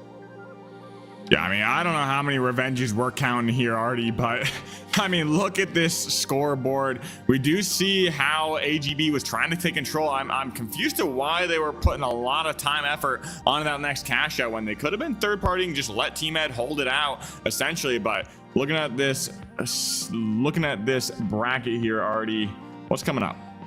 Well, what's coming up is that we're going to be seeing Team Ed versus Young Guns. The winner will advance to the finale, and the runner-ups all go to the upper bracket. But you look down at the next thing that's going to be happening after that to finish off Stage 1. It's that lower bracket with Envy, Team Pulsar, and Ransom. one of those teams will be able to come back into the upper while the others go into that lower, where we will have one team get taken out a little bit, and another team, all the other ones, well, they'll be in the lower bracket waiting list, where during the promotion cycle of Stage 2, we only will have 4 teams playing in a game of cash out, going to a final round to get into that finale. And if you do not make it through this lower bracket, it is going to be a long, long wait. And we all know the complications that can come from that. But we will get into that later, because right now, what's coming up next is this final round between Team Ed and Young Guns. And Hyper, we've seen this fight before. Yeah, one too many times, and almost 9 times out of 10, Young Guns have had to leave Ed with the victorious trophy. And I would even argue and say that 3v3s are not Young Guns' forte, but with the way they're playing and the way they've been so controlling, is this the day that we flip the script? You describe it, Artie, as like an anime arc, and I almost feel like that is so true in this situation. My fingers are crossed that that could be the case. I mean, you know, the thing is that Young Guns are consistently, treated kind of as a team that doesn't have the same standings as the comp teams. If you're well into the comp scene, you've heard how other teams talk about them because, well, they don't play their own box in cash out. They play other folks' boxes. But that's not to say that they can't stand up for themselves in final round. In fact, they're able to qualify here by doing incredibly well in that final round.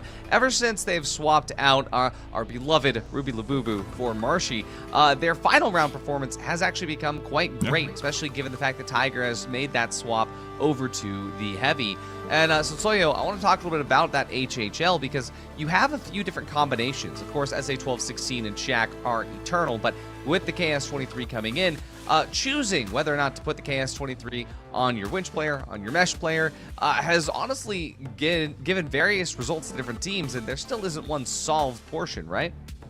Well, honestly, I think it's kind of going towards that solve direction. I think a lot of people are favoring that KS on that mesh player because you can get that burst damage, then hold up your mesh. And I mean, with the winch, Shaq is just so destructive. You winch in a light, you winch in a medium, even a heavy, you're just getting guaranteed headshots within 8 meters of that winch because that animation, they basically just lean down and give your head to them like a present. Upside down L. I remember it vividly of exactly where to put that headshot. But, I mean, yeah, let's talk about it. We got 2 choices here, Team Ed versus Team Young Guns. Now, this is me hoping for the best. I am friends with every one of these players, and I just feel really bad putting a name out here. But I gotta say, just for the storyline, let's get Young Guns up there. I feel like for the storyline, Young Guns beating Team Ed in a 3v3 sets up so many more interesting talking points for us. It makes our jobs easier there, Sonsoyo. You know, I'm going to have to stick with Team Ed over here. I think they're a little bit more practiced than they were last when I saw them. I think they have the chemistry kind of rebuilding from when they were on that prior SSG team. But I think they're looking pretty strong. I've got to stick with experience all the way. Team Ed for me. As much as I would love that revenge story. It is one of the greatest things that could come through. I just don't see it happening. I just really don't. Absolutely. A lot of it is going to come into how they decide to play with that Shaq, how they decide to play with that KS-23, and most importantly for Team Ed, how they are able to keep normalized in the action, because once that medium goes down without having to use those defibs, y'all know it can run away very quickly. So I'm looking at Honor the Pure on the angle. I'm looking at Team Ed trying to put Grad into advantageous situations, and most importantly, I'm sitting back with my popcorn watching you guys cast. So without any further ado, we're about to get into the first final round of the day. So Soyo, Hyperactive, take it away. Yeah, and I do want to talk a little bit about Normalize. He's going to be potentially, most likely, running that Revo, which is known to be the heavy destroyer on that medium class. It just does so much burst damage against this double heavy composition. So we'll have to see. And there it is. He is on that Revo. I do like that play, but a nice gate pad is going to be able to rotate them all the way over to the next cache. But Marshy's sitting up there just taking the early damage on this first cache box. There is a risk and reward with that revolver. You nailed it with saying the damage output is phenomenal, but as soon as you start getting to that close quarters scenarios, when you're starting to be inside those buildings and you don't have a clear sight line, that's where that question mark can start coming through, because there's only 6 shots. And you miss one, well, it doesn't guarantee you're going to get that kill all the way off. And that's a great way to open things up. A winch that will do its job, but Normalize is the savior once again. I'll take everything back. You know what? Wow. Revolver great. Revolver good. It's working. I mean, that was just brilliant. I mean, I don't know how Lamp made it out of there. Got so much value for his team before dying. And I mean, just normalizing Grad, hopping up on these off angles, finding the damage. Ultimately, the one scary piece of that equation was onto the pier, sitting Invis on top of that vent. But now, Team Ed's in control of this box. They set up that drop with that C4. And I mean, we'll have to see how Young Guns makes this approach. It's going to be 2 ways. Jump up, jump in quickly, or go through the building with a bit of stealth. It looks like they're jumping up, taking immediate height. And normally, when we talk about positioning, we say height is the best thing ever. But Team Ed, they're not going for it. They're looking for drops here. They're looking to make a stall through drops. Yeah, I do think playing the drop, because now they're rotating it back up on height, but on the pier, sitting in that corner right at Invis. But I mean, he's really close to Lamp right now. Those shots come in right now. I'm sure he's looking for some sort of opening. Here he comes out of that stealth mode, finds the damage. Lamp's now going to be dropped down to 1 bar, but the heal beam coming out from Normalize. A big RPG takes out onto the pier, and now that dome does get dropped on the side of Young Guns, but a 1v1 coming out. We do see Marshy going to be dropped down. It's going to be Tiger versus Grad here. This could mean a lot. I'm curious. We do drop that heal ball, and looking for that reset, just sitting right behind that mesh. Yeah, get rid of the heal ball, and it might make things easier for Grad, but it's only a matter of 6 seconds for Young Guns. About now is when we should be seeing Ed recoin back into the game. Actually gonna get a soft heal going through, and while that goes on, why not? Why not go for the steal? But the stall! That might have just saved their lives. Team Ed keeping this game hot and alive. Yeah, exactly. And we're going to be going back in. Lamp does find that pick on top of Tiger, and he's going to be looking to chase down Marcy potentially, but only a few seconds left. He does get taken out by Honor the Pier on that reach out right there, but beautiful shot from Honor right now, finding both of them, getting a little bit of damage, but not going to be able to take down either of them, with Grad pushing in and Normalize over on that off angle. Just, I don't know what you can do if you're Honor the Pier in that position. Not much. Not much at all. I have to say though, Sunsoyo, that timing, I mentioned this previous match about Team Ed. Their timing is impeccable, and yet they've demonstrated again with the perfect moment to set off that C4.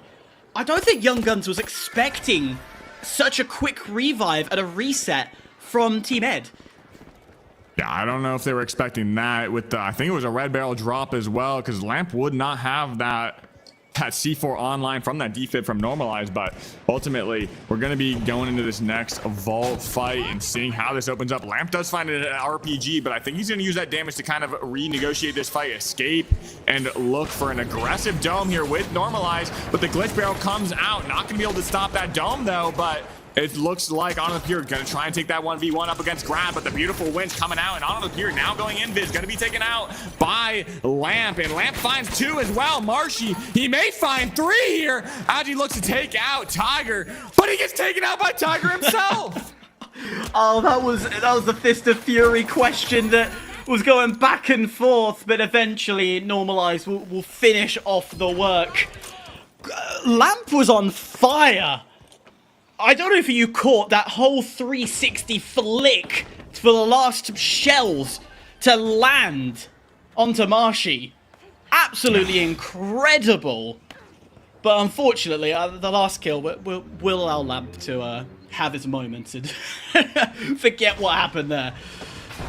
Yeah, Lamp's looking in good form with that SA-12. I mean, typically you'd like to be playing Shaq. It just does so much value, but the 4-shot burst damage from the SA-12 and the practice that he has is just phenomenal. He's looking in perfect peak form right now.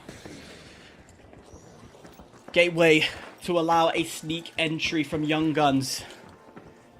Question mark is, were they spotted? The answer, yes. That rotation Lamb already big coming RPG. across from Team Ed. RPG doesn't land massively, and again the revolver. I said CQB could be a problem. Normalize showing it is not. How about the second as Grad will find Marshy, and now comes one more. Honor. Hard resets is probably the best option that he could find, as all those totems are being stalked like hawks. Yeah, I feel like Grad's doing a very good job of staying out of the line of sight of that invis, and I mean, beautiful chow right there, and that's gonna be a big stagger. I mean, they wasted a lot of time waiting for those coins, and now they're gonna be full wiped. Have to wait a full 20 seconds right now, but I mean, like I was talking about, Grad just doing a phenomenal job, because with that invis light, you want to be looking for the dash light, you want to be shutting down those angles, but Grad's very aware of where to play up against this invis light on up here. Typically super strong finding those initial chows, but I mean, the double heavy composition may not be proving strong enough up against Team Ed, as only a few seconds left to hop on this cash out with Honor the Pure probably going to be taken down on this rotation, and there he goes down. No time to hop on, and Team Ed finally making it in through this 3v3 right here, 2-0. Brilliant work from Team Ed. Experience outweighs the anime arc story, as Artie would say. And to be honest, well deserved. I don't think there was a shadow of a doubt when they walked into this game, Ed. They knew exactly what they wanted. They knew how they wanted to play it. They knew exactly which site they wanted to go to. I would say the lasso was all around Young Guns, and they were held captive. Artie, that was impressive. It really was. I mean, Team Ed is not taking any shortcuts here. They're making sure to cross their I's and dot their T's, or however you write. I don't really do that much. But Team Ed, they clearly are writing notes, because every single tactic that Young Guns had up their sleeves, Ed had an answer for. Not one fight lost. I will say this on box one, though. Does my heal beam do that? Because Honor had so much damage with that LH1, and then it just all got healed through via Normalize's heal beam. I've never seen the heal beam pop off in such a way, and most importantly, Normalize with 4 reses shows why medium is still a very important class here. And on that first box, a little bit late to the steal. On that second box, stall after stall after stall. Only one team fight possible. I mean, it's Team Ed at their fullest form. They are looking good. And, well, they have signed their way into the finale. And the rest of the teams are going to have to start their way through the next set for the promotion. There's only 3 spots remaining on that finale. So what a way to finish up that part of the day. But we're only halfway through stage 1 and more games remaining. Well, let's go ahead and take a look at what's coming up next. We still have the lower bracket. That's right, we still have Envy, Team Pulsar, and Ransom to fight through one more cash out and go into the upper bracket fight, where one team will be able to make it back into the upper bracket. That being said, though, if you get 4th place in this cash out, you are out of the competition. So there might be a moment where a team is fighting for that 3rd place, and the stakes are quite high should that happen. And what are they fighting for, of course, is, well, a chance to get back into that upper bracket. What does that mean? Let me show you stage 2 as a reminder. Stage 2 is the promotion, where right now we've got 3 teams waiting in this upper bracket. It's Young Guns, Unfazed, and Auntie's Goo Boys. Whoever wins this lower bracket that we're about to see from the cash out into the 3v3 final round will join those 4 teams, with team in 4th place going home. But there will be 2 teams still unaccounted for. They're in the waiting list, and once we get a team qualified into the finale from this upper bracket, one of those teams will be joining in upper bracket 2. And then a team will qual, a team will come off the waiting list, and there'll be one more chance to get into the finale. Only 3 spots remain, 7 teams left, and that math is hard. So, thankfully, we're here for you, and I'm actually incredibly happy for it. So, chat, what do you think so far? What are you liking? What team are you rooting for? So, Soyo and Hyper have done a fantastic job casting so far, and, well, we're going to give them a little break. And I also need to take a step back to do some math, because 7 teams, 3 spots, I don't know. That's kind of hard. So chat, if you can help me out, find a calculator, who knows. But either way, don't go anywhere. We'll be back right after this break.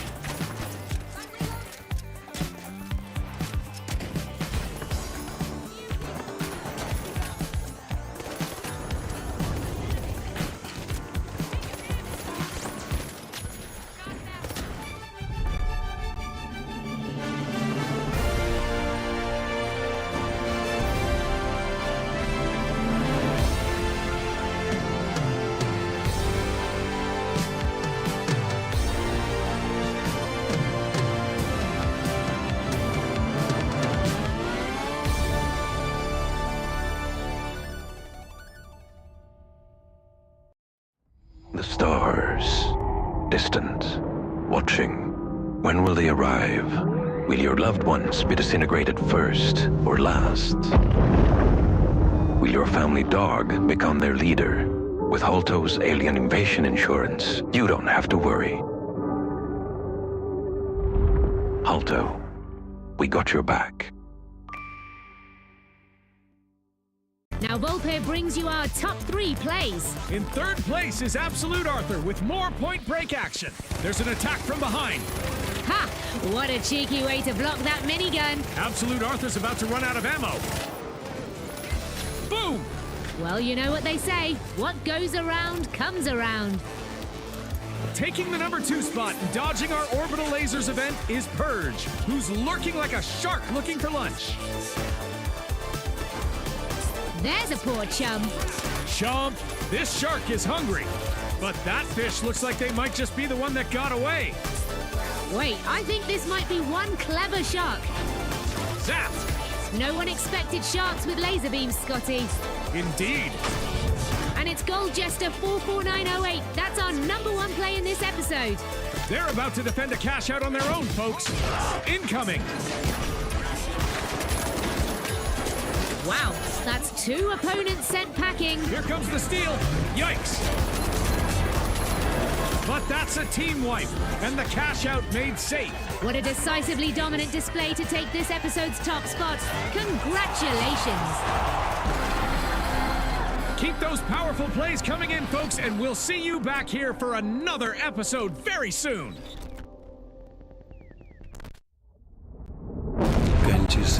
The real world can be unfriendly, misleading, confusing. But your world doesn't have to be. Reality Shield will protect you, cutting out the noise, making the world perfect. We do not censor. We cultivate. Engimo.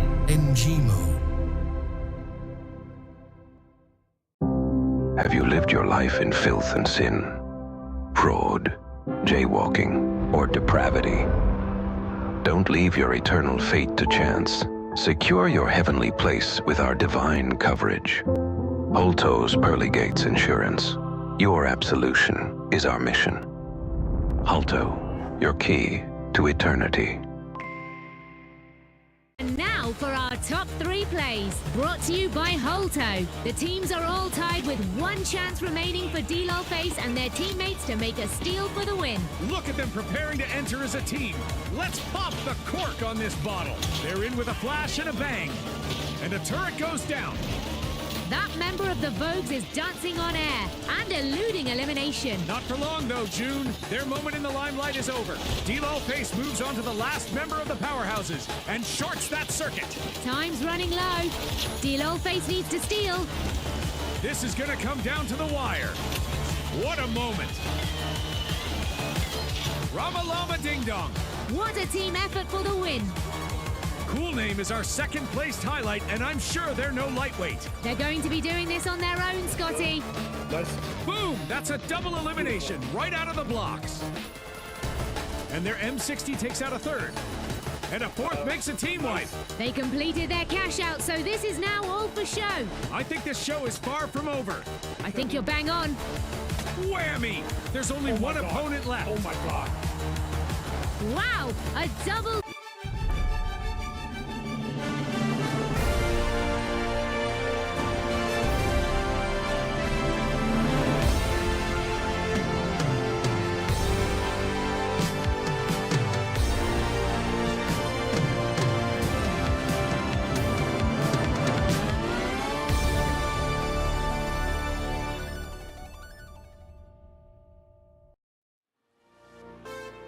Hello, everybody. Welcome back to the Finals Grand Major 2026 online series, Cycle 2 for AMER Top 8.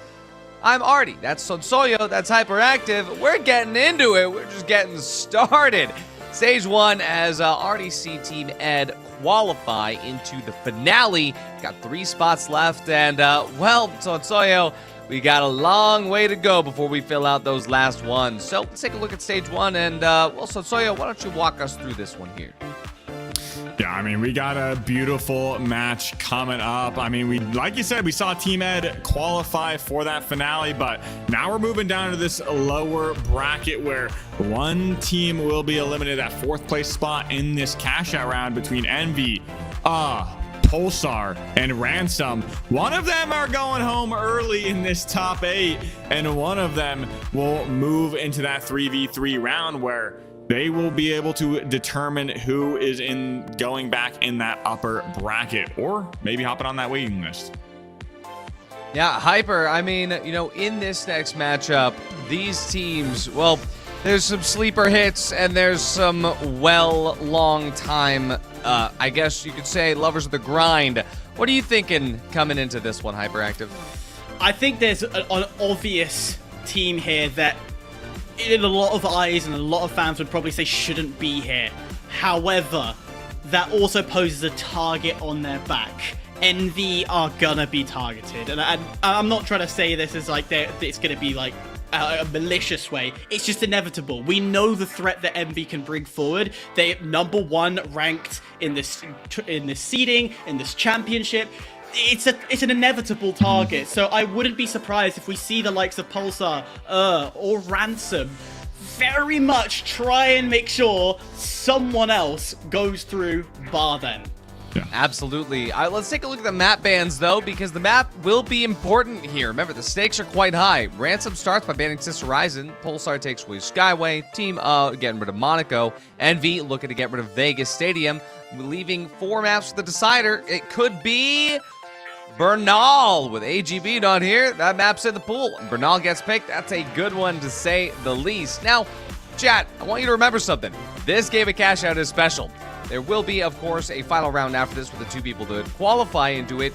Winner will be going to the upper bracket. Loser going to the lower bracket. But 4th place in this cash out goes home. That's right. This is an elimination cash out game. So, even if you don't make it the top 2, the fight for 3rd place will be incredibly important. And so that's why our predictions here, well, they're going to be for who wins, who qualifies, who's going to be in that top 2. They gave us a 50% chance because, you know, there's 2 people to qualify. But I'm also kind of wanted to give like a little little throw out here of who is going to be the team that goes home. So I'm going to guess coming through this, it's going to be Team Envy that makes it in.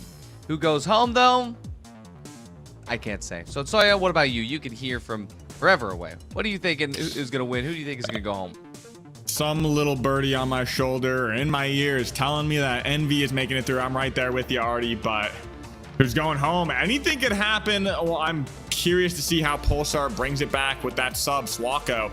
I got my eye on them now.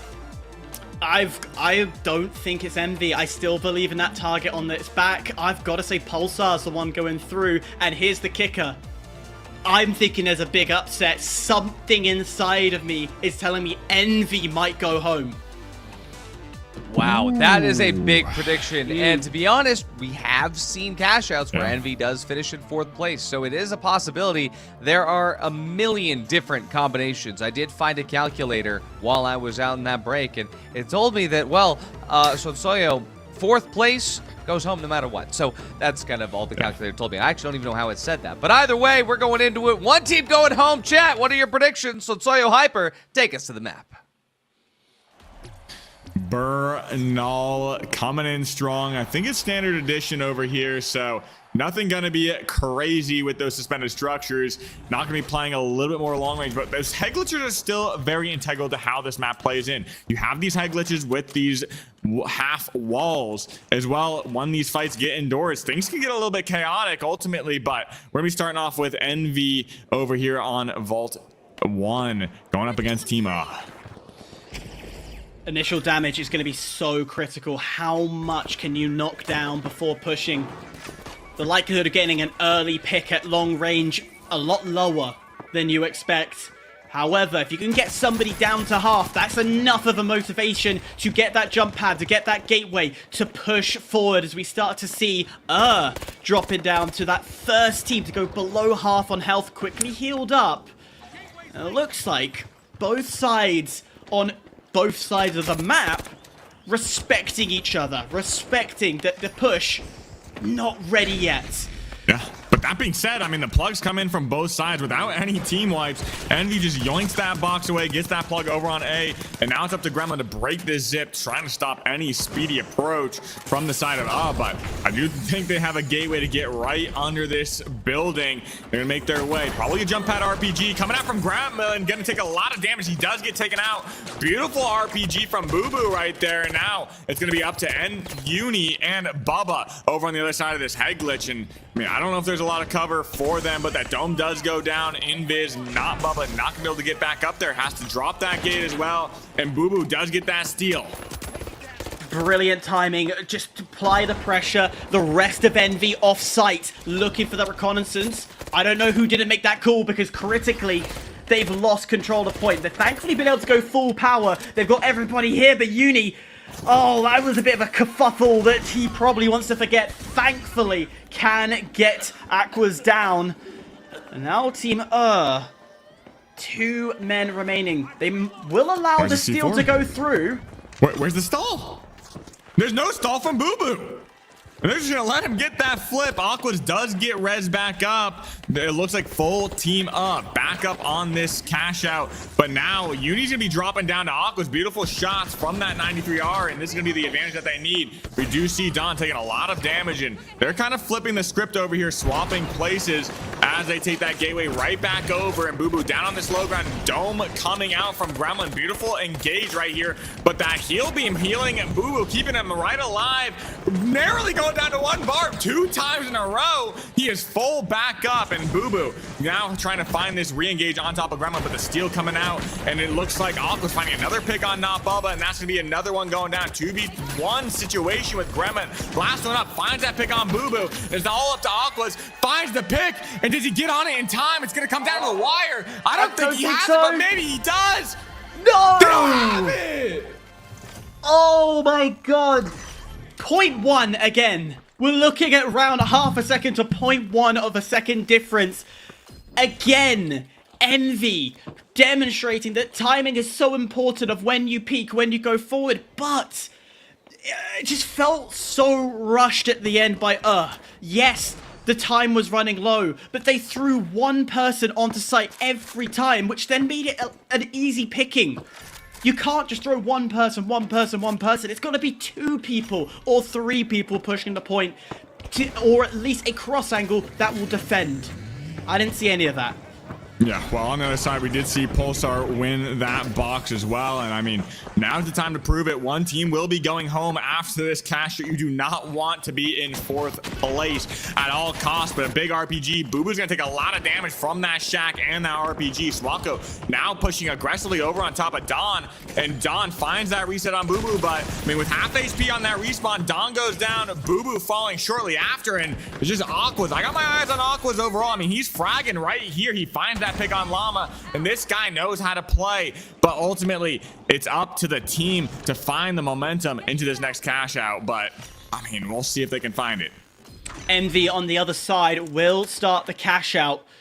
Not gonna get no offsets here, so all should be the status quo.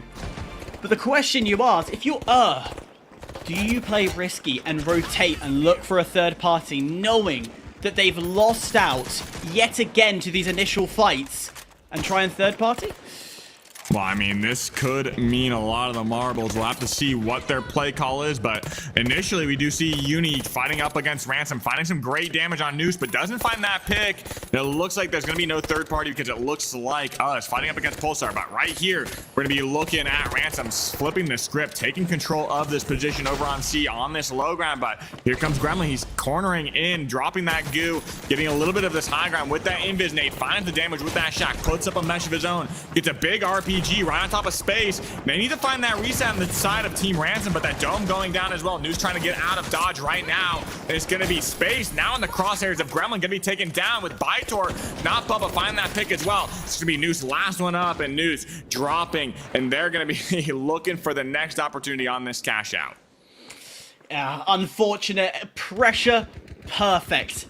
Unfortunately, Envy having that sight on lock. All while this is going on, I was keeping an eye on the health bars. Pulsar have been pushed to their limits. They've lost control of this cash out.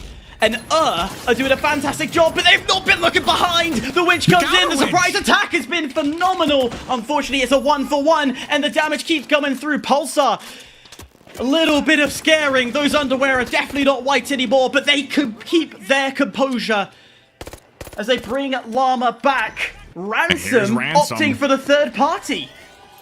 This could be great for Team That gas does get dropped on that cash out, but Swaka's trying to force that steal through it. It looks like he will get that flip, and now here comes Ransom in full force. Who's gonna be able to get this approach? Looks like the re-steal coming out from Don, but I mean, that gas gonna be doing so much damage, and Boo Boo gonna get fried from the high ground from Cafaneo. Cafaneo finds 2, he finds 3. He takes down all of Team